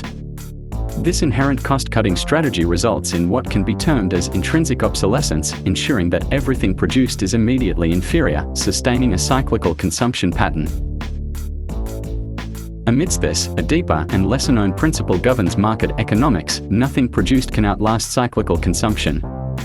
This notion propels the strategy of planned obsolescence, a deliberate design to ensure products break down, expire, or become obsolete within a specific timeframe. Corporations obscure this strategy within the phenomenon of intrinsic obsolescence while dismissing potentially sustainable technological advancements. Planned obsolescence ensures that longer-lasting goods are counterproductive for the market system, directly linking product sustainability to economic growth's inverse. The glaring reality underscores this system's inefficiency: landfills cluttered with short-lived electronic gadgets, laden with precious yet difficult-to-mine materials, discarded due to minor malfunctions or obsolescence. Despite the potential for repair or upgrades, economic efficiency contends against such practicalities. Sustainability, preservation, and efficiency emerge as adversaries to the economic system, evident in a sea of wasteful landfills, a stark illustration of the system's operational reality in stark contrast to physical, finite resources. The implications extend beyond material goods into the service industry, where there's no monetary incentive to resolve existing issues. The medical field, for instance, doesn't financially benefit from curing diseases like cancer, which would reduce jobs and revenues. Similarly, within the system's parameters, crime, terrorism, and war industries are economically viable. Crime perpetuates employment in law enforcement and generates revenue from security and privately owned prisons. Also, the war industry, notably in America, thrives on production for destruction and reconstruction, a profitable cycle witnessed in events like the Iraq War, where billion-dollar contracts fueled economic growth despite societal losses. The paradox surfaces in the rise of GDP, often indicating an increase in necessity, contrived or real, resulting inherently in inefficiency. Increased necessity directly correlates to increased inefficiency, perpetuating a system where economic sustenance thrives on environmentally detrimental attributes, fostering a stark contradiction between economic sustainability and social good. A shooting war is better for business. Which is more obscene? Sex or war? Why is it that there is a gun shop on almost every corner in this community? I'll tell you why. For the same reason that there is a liquor store on almost every corner in the black community. Why? They want us to kill ourselves. Manufactured desires, the consumer culture conundrum. The American dream, heavily reliant on consumerism, is deeply entrenched in the fabric of society. Mainstream media and commercial advertising play pivotal roles in perpetuating this ethos, promoting an insatiable desire for material possessions as the cornerstone of happiness. However, the truth lies far from this narrative. Despite the mounting evidence against the fulfillment found in material wealth, people continue to adhere to this ideology, leading to ecological repercussions. This adherence isn't merely a choice but a result of systematic conditioning, classical and operant conditioning methods intricately woven into advertising strategies. Companies boast about their ability to embed brand consciousness even in infants, shaping consumer behaviors from an incredibly young age. This manipulation of values and desires is a reflection of a societal disorder, fostering a distorted perception of fulfillment and contentment. The malleability of the human mind is showcased in the world of commercial advertising. People, influenced by environmental stimuli and reinforced messages, become conditioned to consume. The concept of status, often associated with certain brands, drives consumers to spend exorbitant amounts on products that may have minimal intrinsic value. Traditional communal traditions, fostering trust and cohesiveness, have been reshaped by acquisitive materialistic values. The annual exchange of useless items during holidays exemplifies this shift. Compulsive shopping and acquisition become common when societies condition individuals from childhood to associate material goods with status among peers and family. The foundation of any society rests on its values. In our current societal structure, conspicuous consumption is essential for the continuation of the market system. This drives corporations to invest heavily in advertising, prioritizing the creation of false needs over the production of products. The consumer culture we witness today is a manufactured construct designed to drive higher levels of consumption. Corporations exploit this by spending more resources on advertising than on product creation itself. They successfully manipulate consumers into feeling the need to fill these manufactured gaps, perpetuating the cycle of consumption.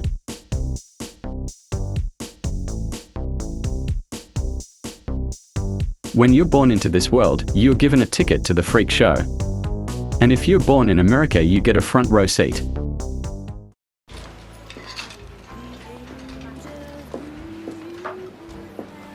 Anything I can help you with?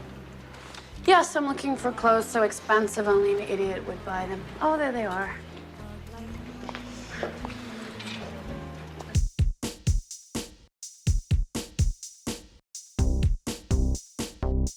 If we understand the mechanism and motives of the group mind, it is now possible to control and regiment the masses according to our will without them knowing it. Deception and devotion, unmasking the scam of religion. In today's market-driven society, the relentless pursuit of profit and efficiency creates an environment ripe for scams to proliferate. With its focus on maximizing gains and minimizing costs, the market system inadvertently fosters a culture where individuals are drawn to the promise of quick riches. Scams capitalize on this desire for rapid wealth accumulation, presenting themselves as attractive opportunities for those seeking immediate financial success. Within this landscape, scams find fertile ground to thrive, exploiting loopholes and vulnerabilities in the system to generate substantial profits in remarkably short periods. As a result, the allure of quick wealth perpetuates a cycle of deception and exploitation, undermining trust and integrity within the market framework. Although money and trade are a religion, the well-known religions of the world are the greatest scams on earth. They rely on deception to exist. Religion is a for-profit business. God is all-powerful yet is still weak enough that he needs money. Yet even when a religion isn't about making money, it is definitely about oppression and control through lies. If it's not someone oppressing you directly, it's about punishing yourself with superstitious blind belief. This brainwashing serves as a distraction from obtaining world peace. The concept of God is actually a contradiction in logic. In the Bible, God is described as an entity which speaks, while simultaneously is everywhere or omnipresent. So God actually mirrors the Santa Claus superstition that is told to children. Religion embraces repulsiveness and also has a focus on death worship with a focus on what happens after you die, and afterlife being more important than your life, because again, religion is mind control. Hence religion is fear-based, not love-based like true science is. A religion is born out of poverty and ignorance, so it can only promote poverty and ignorance. Religion will use the truth as bait. It will say something truthful like, love and fear cannot coexist. Yet you have to wonder what kind of love they are talking about when religious people kill people who either don't conform or kill people because of a superstitious reason. In India, they believe ingesting cow dung and cow urine has medical benefits. There is no scientific evidence to support this claim. So religion is deceptive, insane shit. A religious person will do mental gymnastics and say things like, just because someone like Peter Popoff is proven to be a scam, this doesn't prove God doesn't exist. Scam artists like Peter Popoff will be punished in hell. Well, it actually does prove God doesn't exist. Such a statement shows a misconception about reality. The scientific reality is that fire needs a fuel to burn. According to some sources, the character Jesus Christ might have come from older beliefs, possibly from the Egyptian god Horus. The Christian religion is a parody on the worship of the sun, in which they put a man called Christ in the place of the sun, and pay him the adoration originally paid to the sun. But more blatantly obvious is that Jesus Christ is copied from the Old Testament, from the character Joseph mentioned in Genesis. This is considering the 60 similarities between Joseph and Jesus. The stories are different, but there are similarities between the stories in artistic or creative ways. To quote George Lucas, it's like poetry, they rhyme. The reason it's written in a particular way or copied from the Old Testament is because whoever wrote it knew what works and what doesn't regarding manipulating people. In George Orwell's dystopian novel 1984, Winston grapples with forbidden love for Julia, a fellow rebel. Their passion defies the oppressive regime of Big Brother, which seeks to control every aspect of their lives.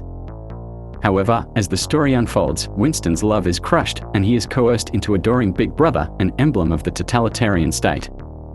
This haunting transformation mirrors the psychological torment faced by heterosexual men who are pressured to embrace religious dogma, even if it conflicts with their true feelings. The parallel between Winston's fate and the enforced devotion to Jesus underscores the power dynamics inherent in both political and religious systems, where love can be weaponized or manipulated to maintain control. Some people hearing that statement will have a knee-jerk reaction and claim I'm against homosexuality, but to make things clear, I'm against the use of torture to control people. The irony of religion is while it has homosexual themes like wanting heterosexual men to love Jesus, they are also against homosexuality. So religion is perfected mind control as it promotes cognitive dissonance. Religion is about oppression, plain and simple. You're not allowed to eat meat on a certain day because you must punish yourself pointlessly and make a meaningless, superstitious sacrifice to Buddha. If someone draws Muhammad, they must be eliminated. If someone criticizes Scientology, Scientologists must attack their critics. Also, religious scams have official websites, and the word official is strongly related to the word authority. A religion will present a hierarchical view of reality, which is in line with the concept of copyright. So the Book of Mormon and Scientology's book, Dianetics, are under copyright. The so-called sacred apparently needs legal, intellectual property protection. To this day I find it remarkable that anybody even at the most remote podunk field office of the FBI thought that a fitting use for taxpayer dollars was investigating people for criminal theft on the grounds that they had made the law public. How can you call yourself a lawman and think that there can possibly be anything wrong in this whole world with making the law public? Lighthouses are more useful than churches. Religion can never reform mankind because religion is slavery. Religion is politics. There is no humor in religion because they are under the impression that they must take nonsense seriously. Terms like scientism, the idea that science is a religion, are terms used by religious people in an attempt to discredit the scientific method. And those people who try to discredit the scientific method will ironically use a device made by science to do that. The law of the Lord is a perfect scam. Soulless aesthetics, the market's grip on artistic expression. In a market-driven world, aesthetics often bow to cost efficiency, yielding an abundance of ugly art, architecture, and music. Yet, amidst this sea of soullessness, we find resistance in the form of graffiti, a voice against uninspired structures. The prevalence of unconventional art questions the market's grasp on beauty, favoring contemporary tastes over timeless resonance. However, the essence of art lies not in mere aesthetics but in its ability to enrich and inspire. Ugly art, lacking in depth, reflects a system that prioritizes profit over the profound impact of artistic expression.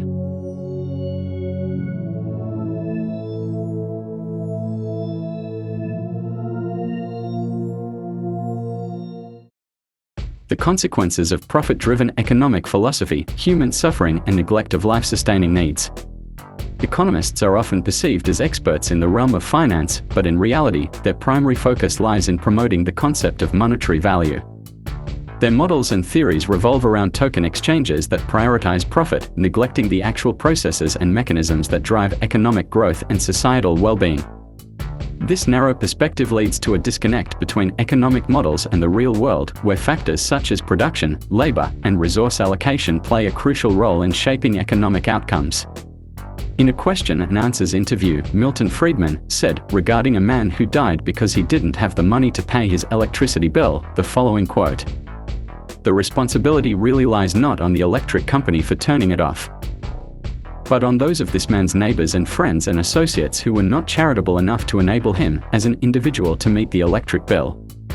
Milton Friedman's perspective seems detached from the human consequences of a profit-driven system. His assertion that the responsibility for the death of the man who couldn't pay his electric bill lies with the community for not being charitable enough reflects a cold, utilitarian outlook that places the burden on society rather than the institution directly involved.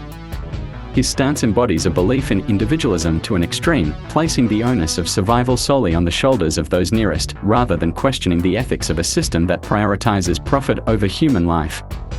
This attitude ignores the structural inequalities perpetuated by profit-driven businesses, where vulnerable individuals become casualties of a system that values financial gain above humanitarian concerns. It highlights a troubling facet of business culture where compassion and social responsibility are often overshadowed by profit motives, leaving many vulnerable individuals at the mercy of market forces and social safety nets that are fundamentally flawed and inadequate.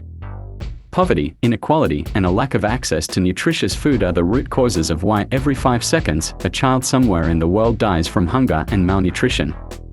The philosophies embraced by market economists reflect a deep-seated belief system that operates akin to religious doctrine. Their theories, revolving around the primacy of financial transactions and economic principles, create a self-contained discourse that revolves primarily around monetary considerations. This closed cycle encompasses intricate economic analyses like consumption patterns, fiscal policies, and demand models while overlooking fundamental aspects such as human needs, environmental conservation, and the crucial imperative of nurturing life-sustaining systems. Instead, these economic ideologies adamantly assert that individuals, primarily motivated by self-interest and the pursuit of financial gain, inherently lead to a self-regulated and harmonious society. Despite the evident gaps in accounting for scientific realities and the broader dynamics of societal and ecological well-being, this paradigm persists with a zealous fervor reminiscent of religious conviction. The dominant economic theory lacks any consideration for the well-being and needs of individuals. It prioritizes the pursuit of self-interest and the accumulation of money above all else. Social relations, natural resources, and the family unit are only relevant insofar as they contribute to the maximization of individual gains. Human needs are reduced to mere wants that can be satisfied through market transactions, irrespective of whether those wants align with basic necessities or frivolities. This narrow focus on monetary transactions and self-maximization leads to a distorted and incomplete understanding of the economy's role in society.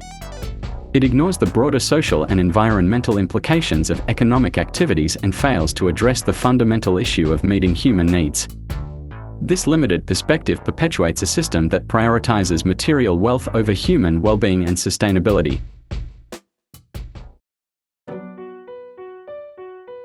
The monetary system, a debt-fueled Ponzi scheme on a finite planet. The market system involves individuals engaging in various economic activities, such as labor production and distribution, primarily driven by the pursuit of profit. In contrast, the monetary system represents a set of policies established by financial institutions that influences the conditions of the market system. This system encompasses terms like interest rates, loans, debt, money supply, and inflation, which are often discussed by monetary economists. Despite the complexity and jargon associated with the monetary system, its underlying nature is relatively simple. 3 fundamental elements govern the global economy: fractional reserve banking, compound interest, and an infinite growth paradigm. Fractional reserve banking allows banks to create money through lending, while compound interest requires borrowers to pay back more than they originally borrowed. This process leads to the creation of additional money, which must be serviced by further money creation. The prevailing economic paradigm can be characterized as a Ponzi scheme where continuous growth is essential for its survival. However, such perpetual growth is not feasible in the context of a finite planet. James Hillman, a renowned psychologist, observed that in the human body, only cancer grows after a certain age. This analogy highlights the inherent limitations to growth. The relentless pursuit of economic growth places a heavy burden on individuals who are essentially seen as vehicles for money creation. This cycle requires constant borrowing and money creation to maintain its stability. However, the current global economic crisis underscores the fragility of this system and its inability to sustain infinite growth on a finite planet. The monetary system is fundamentally underpinned by debt, a reality that shapes the entirety of the economy. Money, in its essence, originates from debt, whether in the form of bonds, loans, or credit transactions. This monetary creation tied to debt establishes a unique scenario where if all outstanding debt were instantly repaid, there wouldn't exist a single dollar in circulation. Additionally, interest charged on loans compounds this problem as the money required to settle the interest doesn't exist in the money supply but is necessary to cover the interest charges, inevitably leading to an ever-increasing money supply and, consequently, inflation. The entire world economy rests on the consumer. If he ever stops spending money he doesn't have on things he doesn't need, we're done for. If there were no debts in our money system, there wouldn't be any money. Each and every time a bank makes a loan, new bank credit is created, new deposits, brand new money. Banking doesn't involve fraud, banking is fraud. Only commercial banks and trust companies can lend money that they manufacture by lending it. If the American people ever allow private banks to control the issue of their currency, first by inflation, then by deflation, the banks and corporations that will grow up around them will deprive the people of all property until their children wake up homeless on the continent their fathers conquered. The study of money, above all other fields in economics, is one in which complexity is used to disguise truth or to evade truth, not to reveal it. The process by which banks create money is so simple that the mind is repelled. The issue which has swept down the centuries and which will have to be fought sooner or later is the people versus the banks. Permit me to issue and control the money of a nation, and I care not who makes its laws. Power tends to corrupt, and absolute power corrupts absolutely. This system's dynamics inevitably lead to inflation and bankruptcy. The perpetual increase in the money supply to cover interest charges invariably causes inflation, a trend witnessed globally. Moreover, bankruptcy looms over individuals, businesses, and even countries, arising when interest payments become insurmountable. However, within this scenario, the system is rigged to favor corporations and those in power. Debt effectively creates a workforce entrapped in financial obligations, making them more likely to accept low wages, turning individuals into easily exploitable resources for corporations. And I said, look, we'd like to ask you to work for us for 50 cents a year, and if you would devote at least 20 hours a week. This same concept extends to countries where global entities like the World Bank and the IMF offer significant loans at high interest rates, eventually exerting control and exploitation when nations fall into insurmountable debt. The stock market serves as a unique amalgamation of the monetary and market systems, deviating from the tangible production of goods and services. Instead, it operates by buying and selling money itself, even trading debt for profit. Complex financial instruments like credit default swaps and collateralized debt obligations further compound this issue, allowing for the commodification and manipulation of debt for financial gain. The interconnectedness between the stock market, Wall Street, and the monetary system has birthed an unprecedented level of irrationality and instability within the economy, showcasing a distorted version of value driven by the money sequence. The editorial Lessons of the Brain-Damaged Investor sheds light on a disturbing reality within Wall Street and the financial markets. It outlines how individuals with diminished empathy, often due to slight brain damage, perform better as investors. This detachment from empathy allows for decisions and trades to be executed without consideration for their impact on fellow human beings. Consequently, Wall Street fosters a culture that breeds individuals lacking in empathy, transforming them into robotic traders devoid of ethical concerns or moral considerations.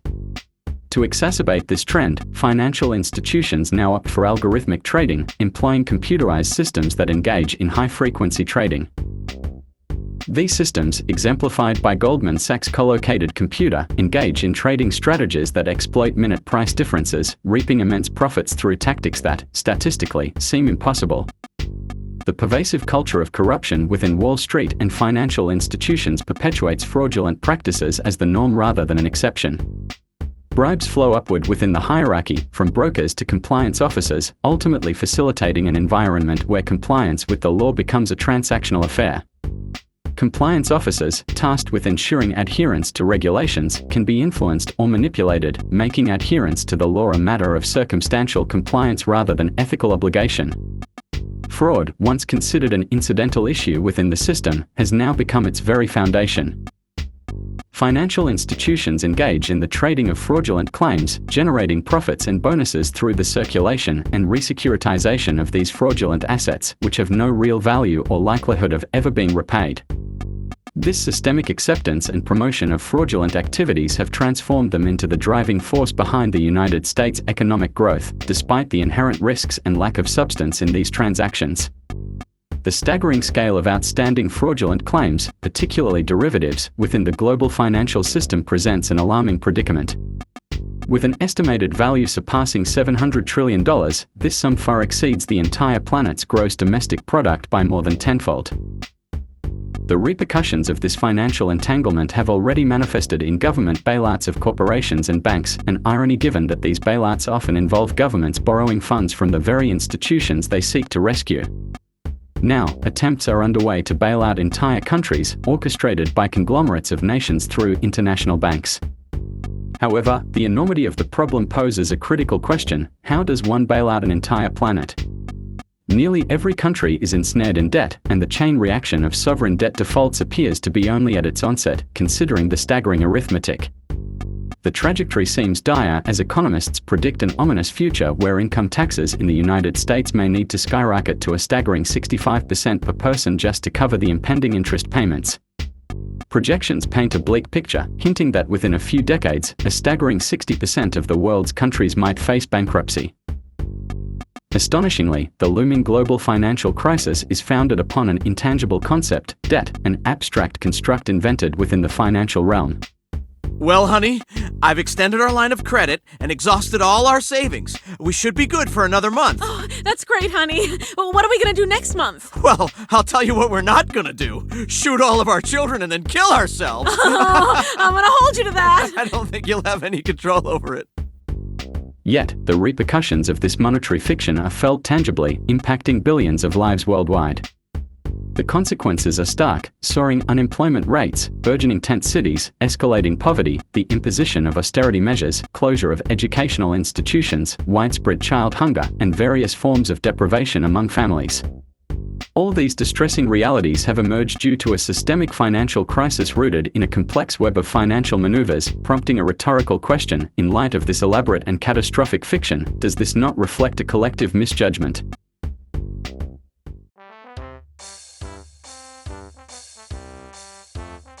Yo, Earth, what's with the long face? Oh, hey, Mars, I'm just, struggling with some stuff. Same old, same old. You're gonna ask for a favor again, aren't you? Well, you see... Alright, what's this?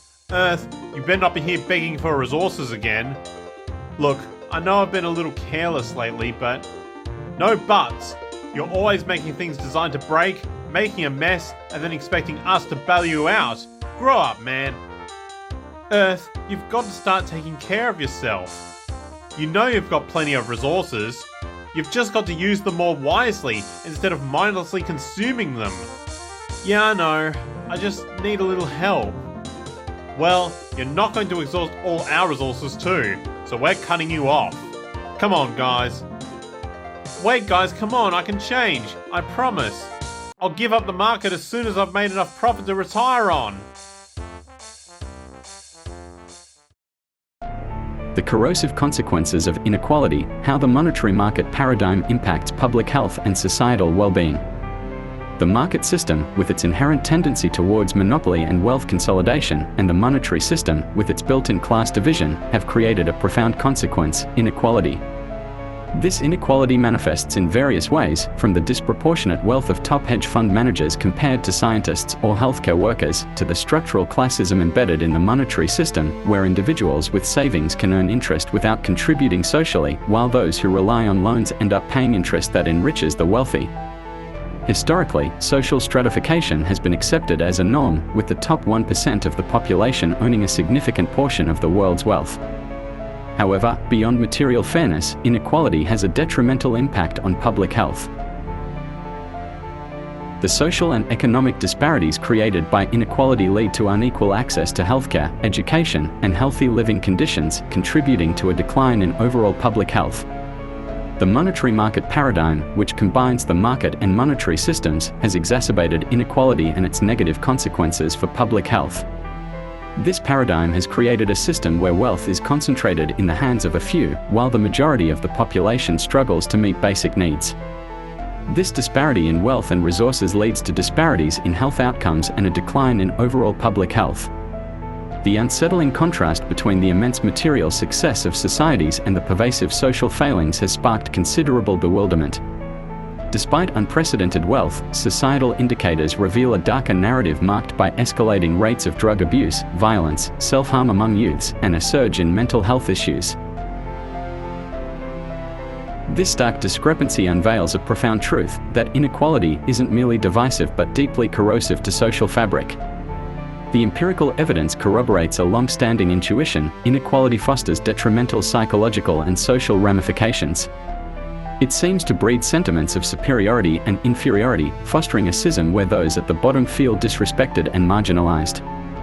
This degradation of self-worth is linked to the higher prevalence of violence in more unequal societies, where disrespect becomes a potent trigger for aggressive behavior. The paramount principle emerging from this data is the pivotal role of equality in curbing violence. It stands as the linchpin for preventing violent behaviors within societies. The degree of equality versus inequality emerges as the primary factor shaping the prevalence of violence. The more egalitarian a society, the lower the propensity for violent tendencies among its populace. This foundational principle underlines the indispensable link between social equality and the prevention of violence, emphasizing the urgency of addressing disparities to safeguard societal well-being. The empirical realities substantiate the interconnectedness between societal inequalities and the alarming surge in social maladies. The data echoes the sentiment that pervasive inequalities breed a climate ripe for social unrest, marked by feelings of disrespect and inferiority. In essence, the evidence not only underscores the profound psychological and social implications of inequality but also underscores the imperative of striving for a more equitable society to stem the tide of violence and societal deterioration. The assertion that equality stands as the linchpin for curbing violence underscores a profound truth about societal dynamics. This principle posits that the prevalence of violence within a society is intricately linked to the prevailing degrees of equality or inequality. By placing equality at the forefront of prevention strategies, it not only addresses violence but acts as a fulcrum for social well-being. This principle underscores the need for societal structures that prioritize equitable distribution of resources, rights, and opportunities to mitigate the risk of violent behavior stemming from feelings of disparity and marginalization. The ramifications of growing inequality transcend singular aspects of societal functioning; rather, they permeate every facet of communal existence. It's evident that heightened inequality isn't limited to isolated problems but engenders a broader social dysfunction. As disparities widen, a domino effect unfolds, impacting various spheres, including crime rates, public health, mental well-being, and numerous other societal indicators. This correlation paints a comprehensive picture wherein the degree of inequality bears a direct relationship with the deterioration of multiple social dimensions, portraying inequality as a catalyst for widespread societal malaise. The data underscores the pervasive and multidimensional impact of inequality, revealing a societal landscape characterized by systemic dysfunction. The correlation between growing inequality and escalating social challenges across domains like crime, health, mental illness, and more accentuates the interconnectedness of these issues. It highlights how the root cause of these multifaceted challenges often traces back to disparities in wealth, status, and opportunity, underscoring the urgent need for systemic changes to foster greater equality and alleviate the widespread social dysfunction. The striking correlation between socioeconomic status and health outcomes, known as the health socioeconomic gradient, underscores a profound disparity that transcends singular diseases or conditions. This gradient manifests as a downward slope, where each step down the socioeconomic ladder corresponds to deteriorating health across multiple facets. It's a complex interplay wherein life expectancy, prevalence of diseases, and infant mortality rates all worsen as one descends socioeconomically. However, the reasons behind this gradient are not as straightforward as mere health causes driving socioeconomic differences.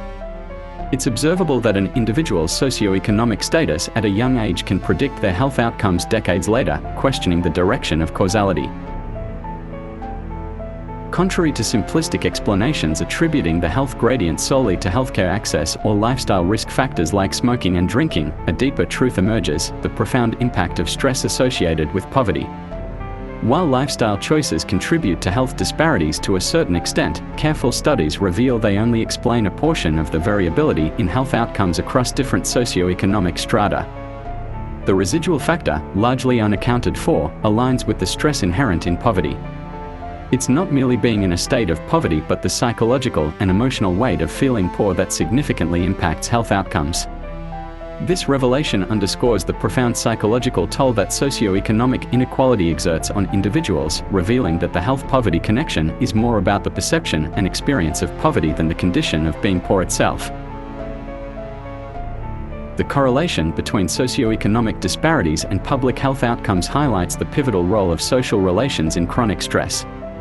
Heightened socioeconomic inequality exacerbates public health problems, with more significant disparities leading to severe health challenges. Extensive research consistently links greater equality to favorable health indicators, showcasing longer life expectancies, lower rates of substance abuse and mental illness, and stronger social cohesion in more egalitarian societies. Additionally, crime rates, homicides, and imprisonment rates tend to be lower in nations with reduced inequality.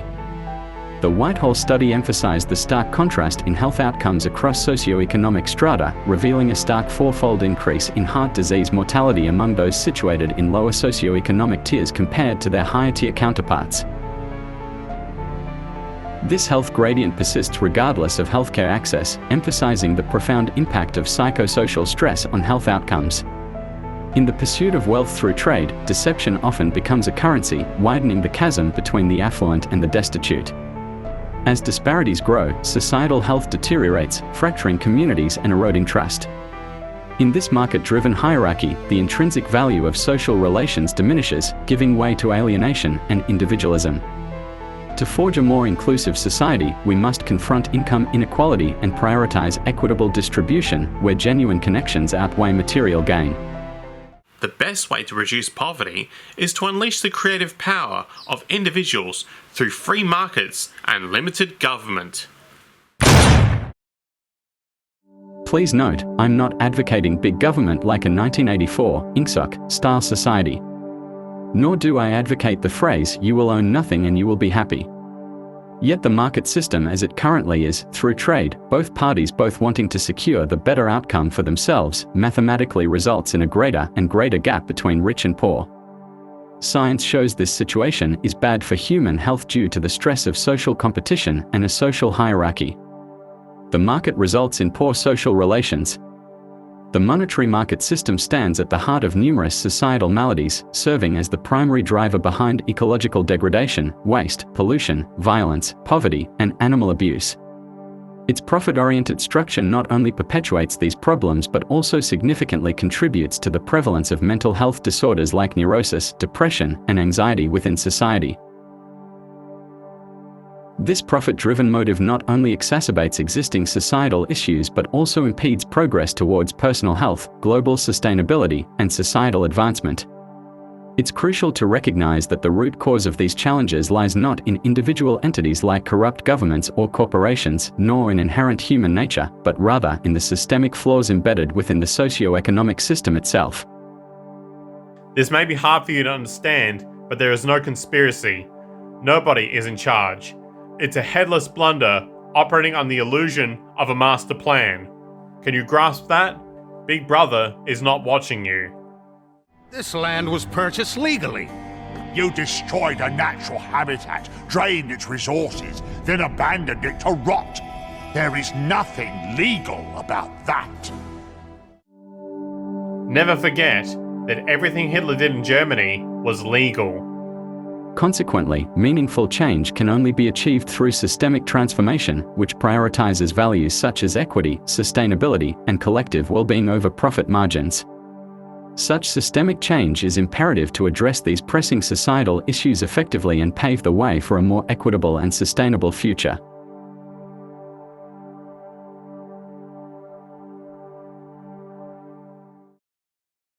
You will never leave this basement. This will be your life.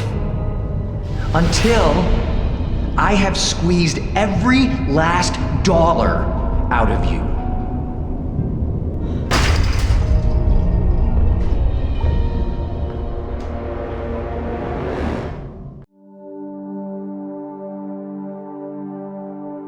Religion, the dominion of the human mind.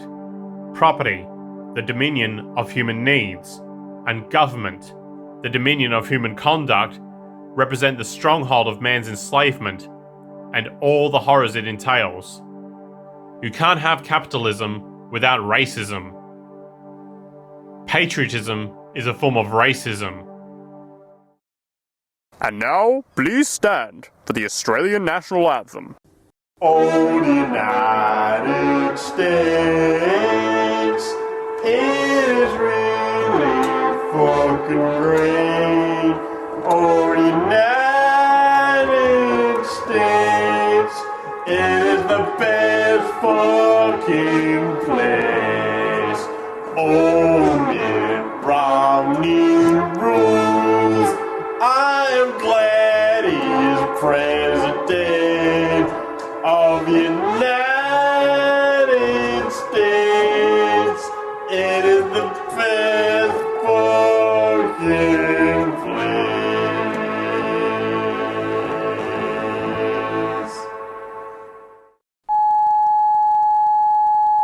This was part 1 and part 2 of System Shift, Redesigning Societal Values.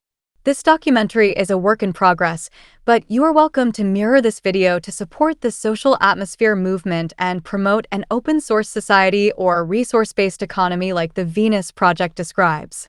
The social atmosphere movement is the open-source version of the Zeitgeist movement. I'm taking a short break from working on System Shift, and instead I'm going to work on a short, Creative Commons or open source video which promotes the idea of a resource-based economy which is not under the copyright of the Zeitgeist movement.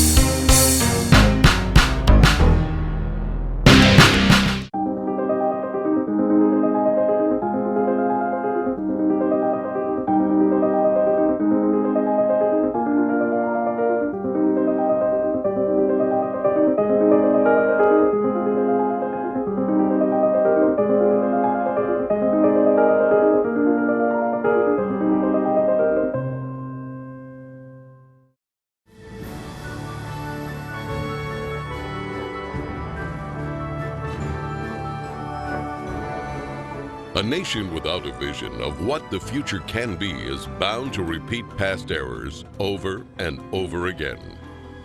This brief video will outline a vision designed to avoid old mistakes.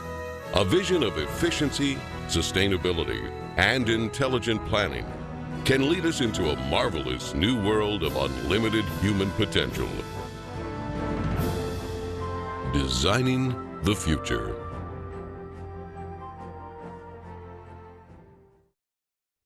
This vision could be a showcase of what the world can be in our cybernated age.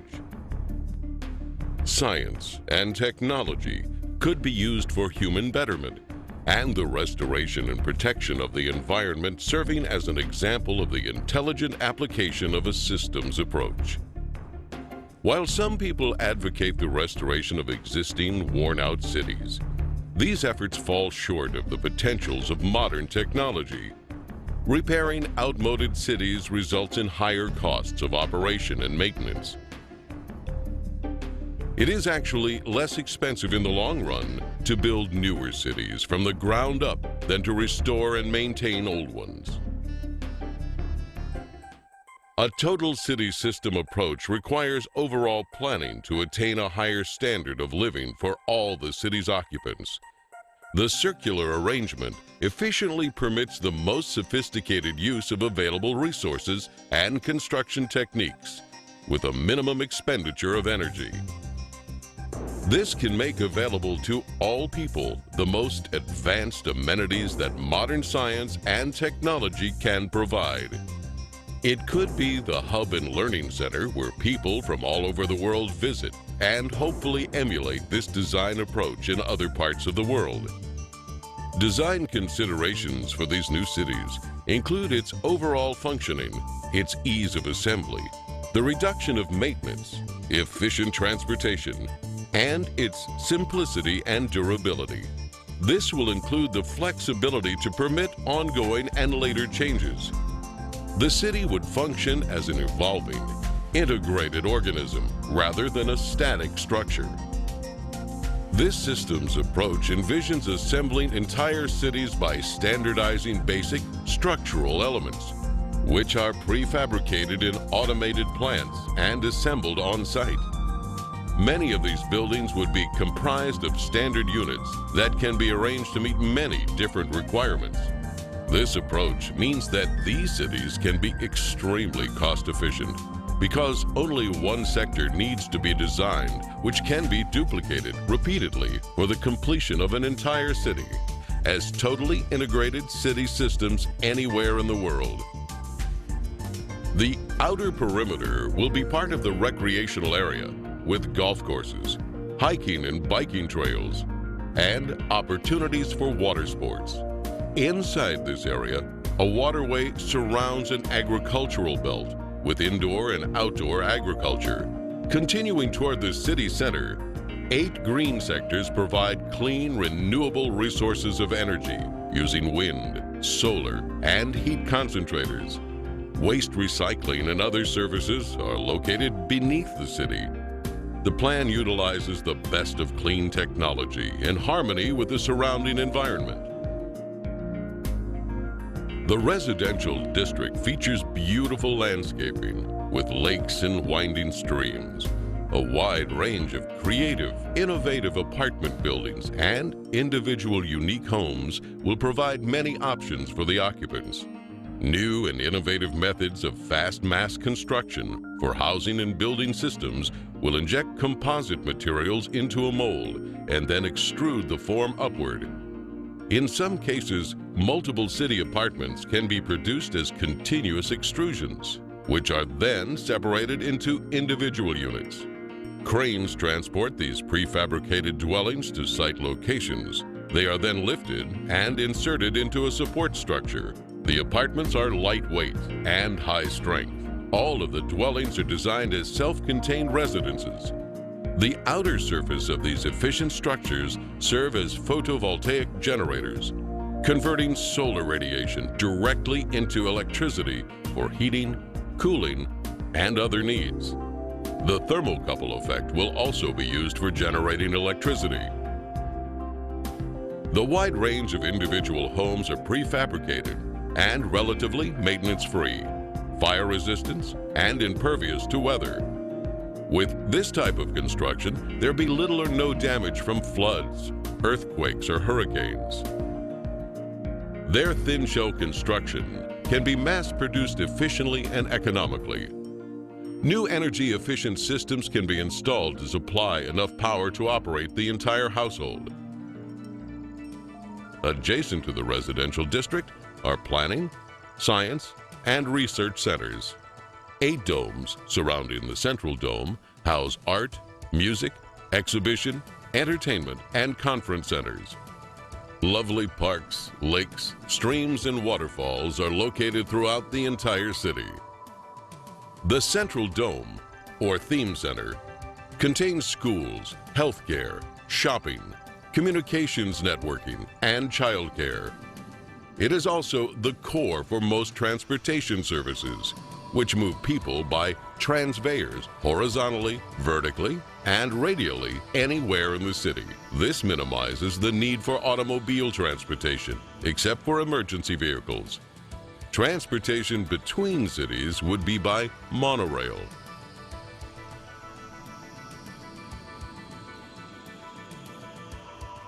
The Central Dome will eventually house a cybernated complex, which serves as the brain and nervous system of the entire city. It projects a 3D virtual image of Earth using satellite communication systems which display information on weather, agriculture, transportation, and the operation of the whole city. This cybernated system will use environmental sensors to help maintain a balanced load economy, which avoids overruns and shortages. For example, in the agricultural belt, electronic probes monitor and maintain the soil conditions, water table, nutrients, and more. This method of electronic feedback can be applied to the entire city complex. With computers now able to process trillions of bits of information per second, they are vital for arriving at correct decisions for the management of these innovative cities. The architectural structures themselves will be jewels of future possibilities, with a wide variety of exhibition buildings. Many of the displays will depict not what the future will be, but what it can be. Some of the cities may be total enclosure systems, which are self-sufficient. These massive structures would contain residences, parks, recreation, entertainment, healthcare, educational facilities, and more. Everything built in these cities would be as near to a self-contained system as conditions allow. In these total enclosure arrangements, the skyscraper assures that more land is available for parks and wilderness preserves, while at the same time eliminating urban sprawl. Wherever possible, geothermal energy can be harnessed. Geothermal power offers the possibility of an abundant source of clean energy. This source alone could provide enough energy for the next 1,000 years. National transportation systems would include a network of waterways and canals. These bodies of water could minimize the threat of floods and droughts by diverting floodwaters to storage basins. In addition, these canals could supply water for irrigation, fish farms, and recreation. The canals can also be used for desalination using a method of evaporative condensation.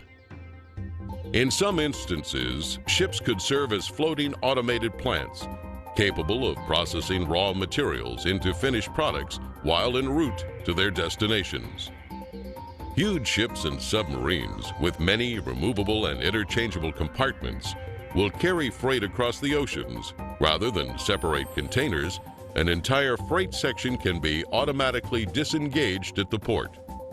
Bridge designs would be greatly simplified, and bridges can be made corrosion resistant. They would be prefabricated and transported to the site by twin-hulled catamarans. On some bridges, trains could be suspended beneath traffic lanes.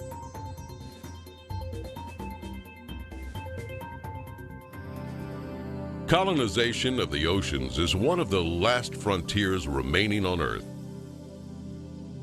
Prodigious oceanic city communities will evolve as artificial islands, floating structures, undersea observatories, and more. These large marine structures are designed to explore the relatively untapped riches of the oceans and provide improved mariculture, freshwater production, energy, and mining. This could offset land-based shortages. They could also provide almost unlimited riches in pharmaceuticals, chemicals, fertilizers, minerals, oil, and natural gas. Ocean cities would be resistant to earthquakes and greatly relieve land-based population pressures. The population would vary from several hundred to many thousand. Underwater oceanic viewing and research facilities provide expansive panoramic observations of the undersea world in its natural habitat without disturbing the ocean environment. Unsinkable floating sea domes will attract those who prefer unique offshore or island living. In the event of inclement weather, they could easily be towed ashore, mounted and anchored to elevated support structures.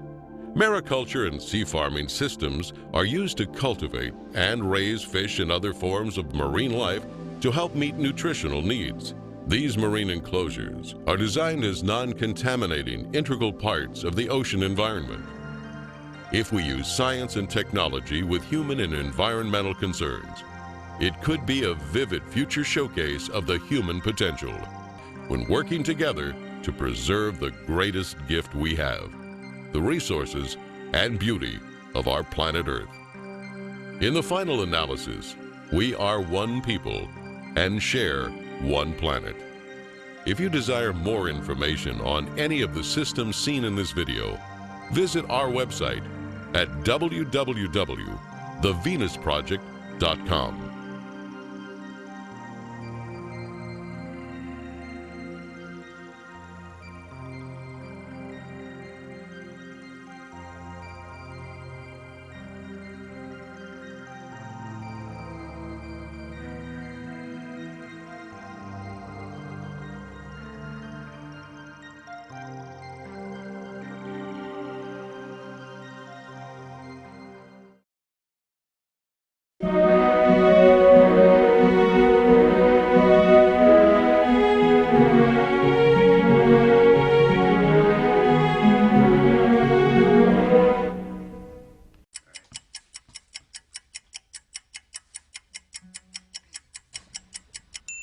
I wish I could say everything's just peachy.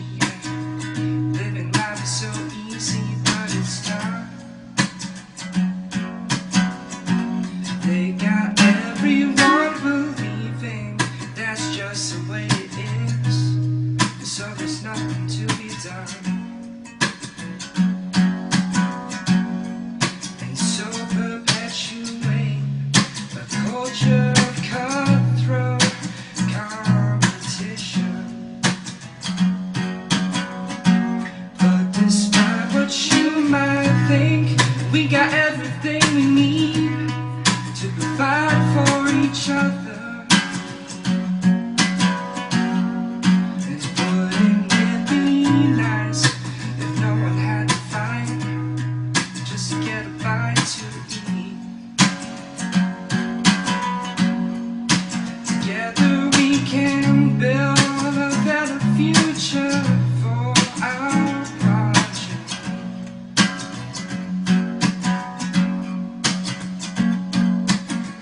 Don't let them pull the wool over your eyes. No doubt there's something wrong with this picture. We draw power from the spirit of the times.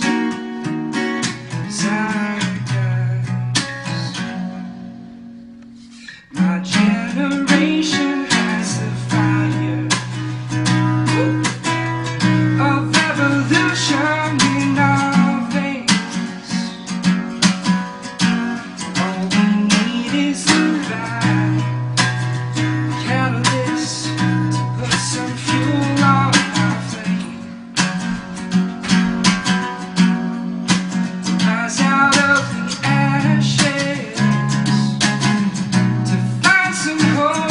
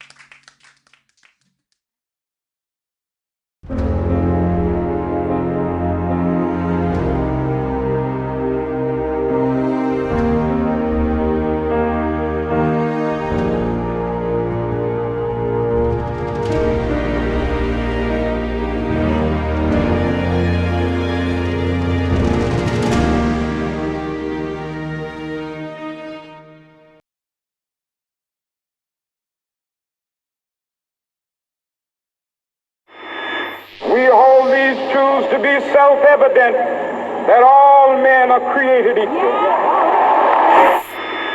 I'm only a child, yet I know we are all in this together and should act as one single world towards one single goal. We have heard the rationales offered by the superpowers.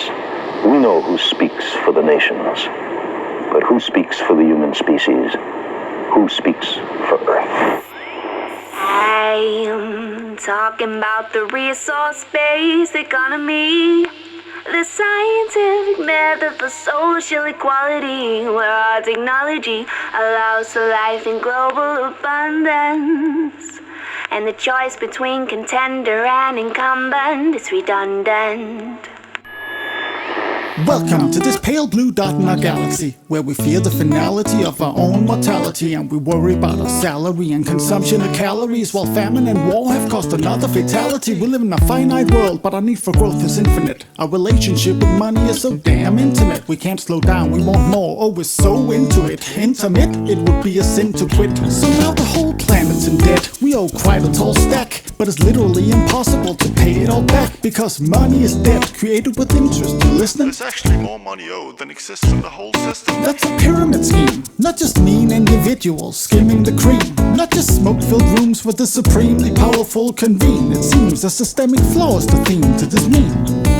Today's system defines who wins and loses with competitions, and losers are created by definition. Our leaders are ruled by political ambition. Not a single one of them is a trained technician. It would be insane to listen to their claims. I'd rather use the scientific method to arrive at decisions. So pardon my sedition, but I stand by my derision, and I fight against this system with a thought for ammunition. It's a train of thought, it's a frame of sorts, a campaign where you can't just feign support. The train of thought can't be claimed or bought. It's an idea, there's no one you can blame in court. It's a train of thought, it's not a game or sport. It pertains to humane and sustained support.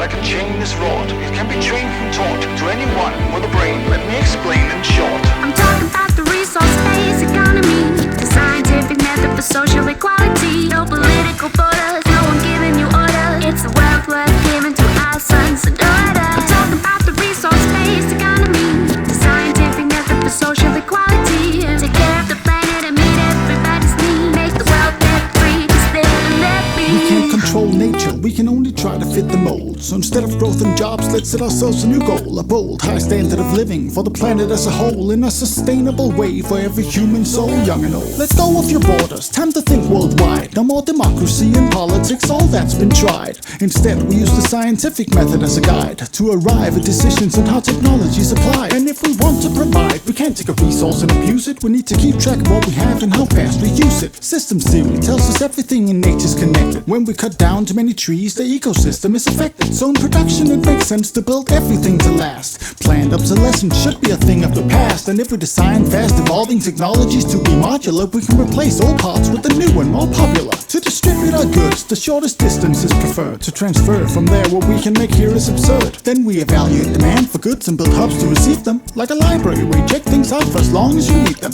All of this is doable with today's technology, as long as we apply the right methodology. Cause scarcity is technically outdated, you follow me? This way we can live in abundance and global equality. I'm talking about the resource-based economy, the scientific method for social equality, where technology allows a life in global abundance, and the choice between contender and incumbent is redundant. I'm talking about the resource-based economy, the scientific method for social equality. Every kind of transition is about damn time. The planet is shared by all of mankind. Incentive is the key to understanding volition. We don't act without it, it's behind any decision. There's no human nature to behavior, just predisposition that has to be supported by the surrounding conditions. So the mission is one we should all agree to pick. No police, no prisons, no referee to trick.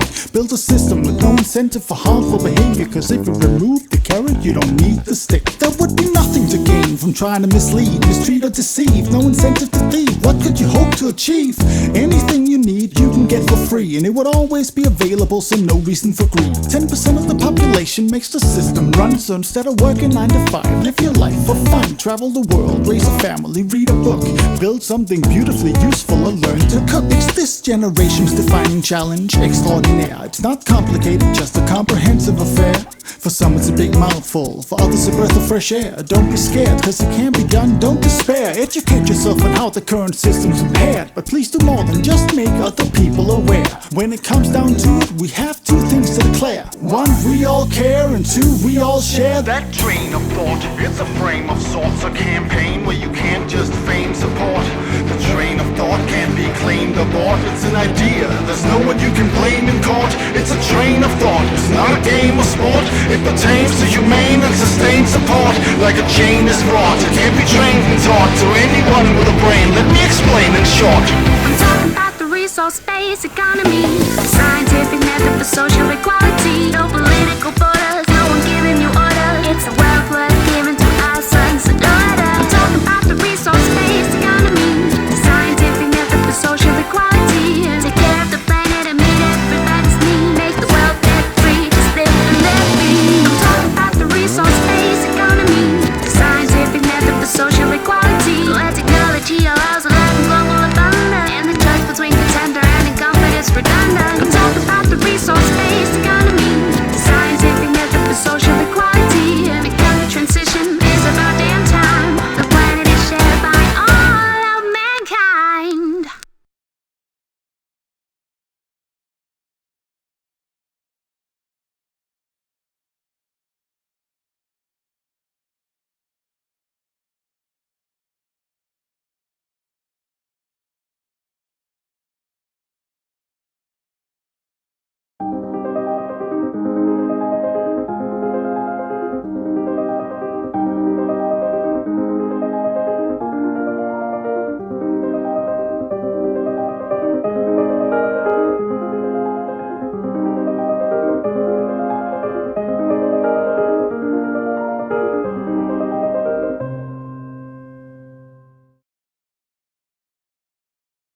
You see, the real value of a conflict, the true value, is in the debt that it creates.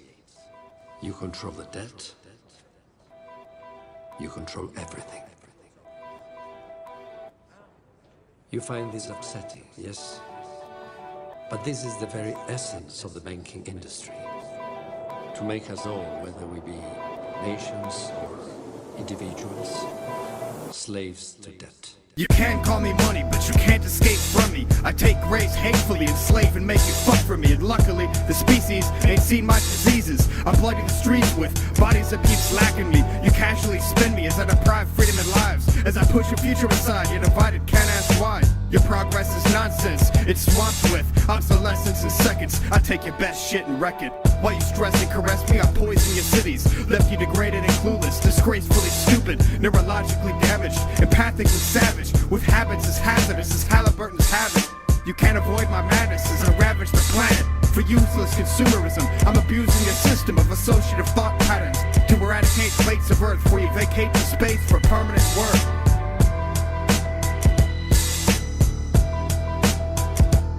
The money, copyrights, and surrender your resources. Your cultural and spiritual distinctiveness will be consumerized into our own. Resistance is futile, you will be consumerized.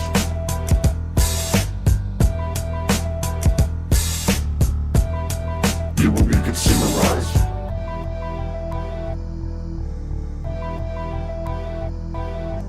I've globalized wasting, Earth's a wasting. A third of the food made just gets thrown away. Like a third of humans that waste away hungrily. And other poverty that permanently follows y'all to veritably swallow y'all like a fat lady eating Mickey D's. You can teach people about me, but I cheat more frequently. You worship me and believe my promises you'll be prosperous, but I'm twice the fraudulent and posthumous life insurance. Completely deadly, psychopath on the warpath, wreaking suffering discreetly, pimp in scarcity, no peace treaty can buffer me. And suddenly, it's a race to extinction thanks to me, the demon. So get your face in position, embrace free missions. Since you embrace my religion, I'll Jim Jones your resistance. So long as your justice stays the split of resistance. Dithering for little shit, ignorant of my malevolence. Resistance is futile.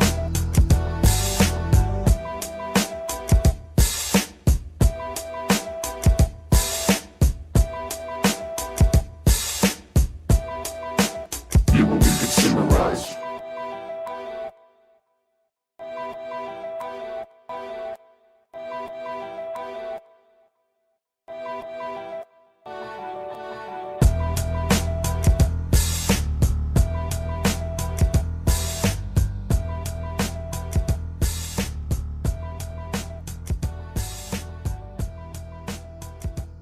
the money. Drop your rights and surrender your resources. Your cultural and spiritual distinctiveness will be consumerized into our own. Resistance is futile. You will be consumerized.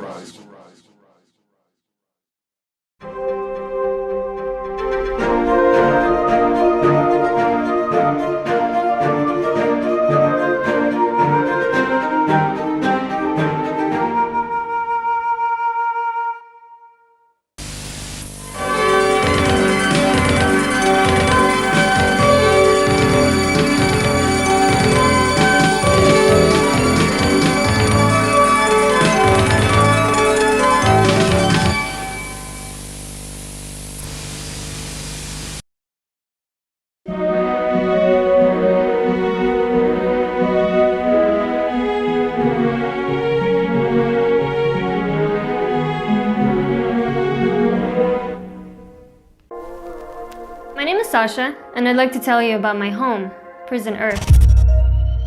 Prison Earth is a fairly large place. It has hundreds of different prison cells and billions of prisoners. Some of the prison cells are pretty large, some are much smaller. Some are fairly nice, others are horrible. I was born in jail cell R, which isn't the worst cell in the prison, but many would argue that it's not the best one either. Back in the 90s, when I was growing up, Cell R was actually considered to be a pretty dangerous place. Because of that, my father worked hard to move my family and me to Cell U, which was considered to be a much better cell at the time.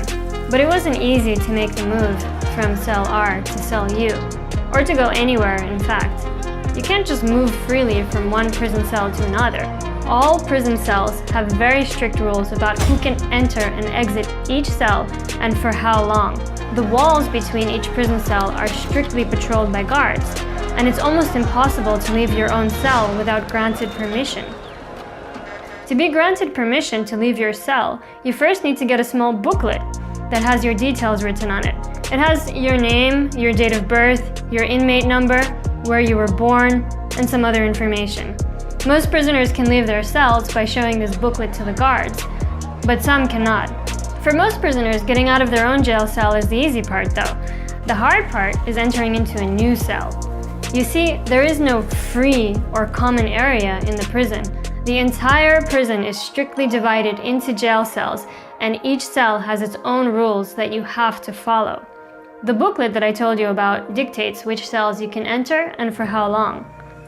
Since some jail cells are better than others, this means that some prisoners are more privileged than others. In some jail cells, people slave for livable wages and have access to healthcare and education. In other cells, a lot of people suffer. They slave in awful conditions and barely earn enough to eat. If you're born in a good jail cell, like the ones in Area E or Area A, you might be quite lucky. Not only because you'll have access to healthcare and some good services, but also because you can leave your jail cell and temporarily enter many other cells just by showing your booklet to the guards. But if you're born in one of the bad prison cells, you're quite unlucky because it will be very difficult for you to leave or to improve that cell. Most likely, you'll be very poor, and the prison guards won't let you into the good cells without additional special permission. To get additional special permission, it can be very difficult. Not only do you need to show the guards your booklet, but you also need to show them a special stamp called a visa that you can only get from the authorities. To get this stamp, you either have to have a lot of money or you have to sign into a contract to be a devoted slave for a company in the good jail cell. But that will only happen if you're very skilled. Sometimes you can also perform a ritual called marriage with someone from that jail cell. Once you have the documents and the stamp, the guards can still refuse you entry into their cell if they feel like it. And if you're poor, there's a good chance that you'll get denied. The funny part is that most prisoners don't even realize that they're locked up. Most prisoners don't even try to go into a neighboring cell for longer than they're allowed to. Most don't question the guards or the other prisoners. They just do what they've always done. They work. They slave their lives away in their designated jail cells. And they only take vacations when they're allowed, only for as long as they're allowed. They might be numb to this prison. They might be quietly existing, working in the system, perhaps drinking, smoking, or taking pills to cope with the lack of meaning in their imprisoned existence. But I hope you're not like that. I hope you question and take a step outside, at least with your own mind.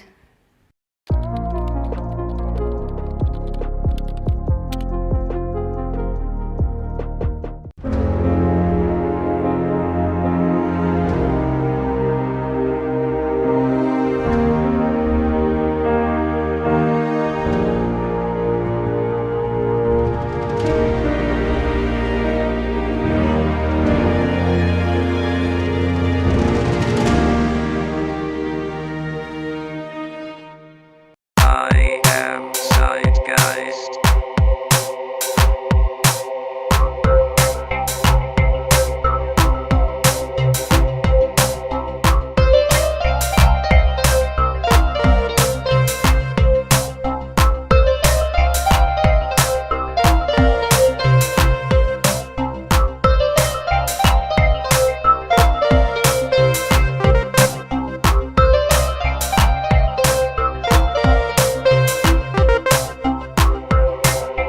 No money, no war, no life.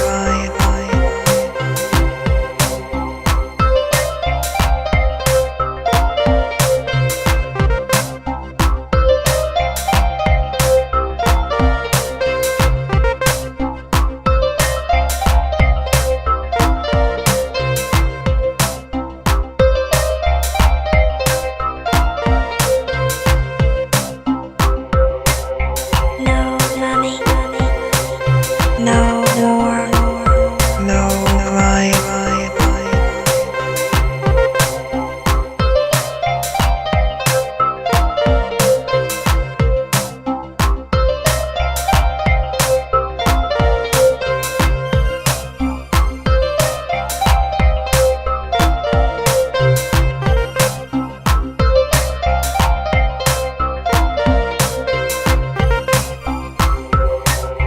No money, no war, no life.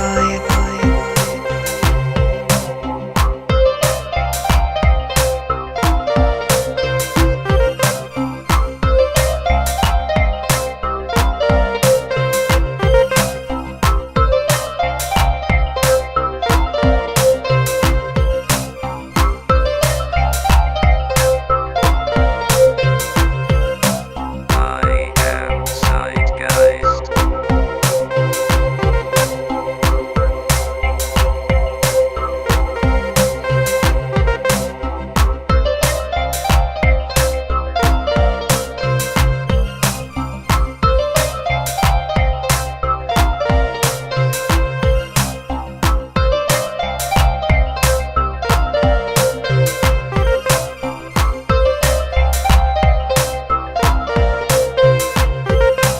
I am Zeitgeist.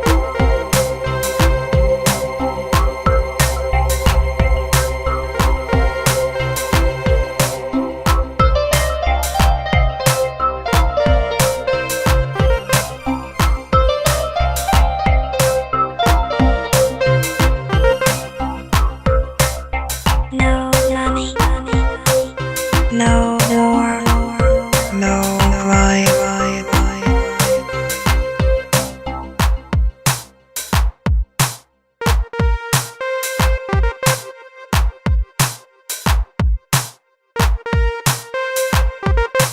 I am Zeitgeist.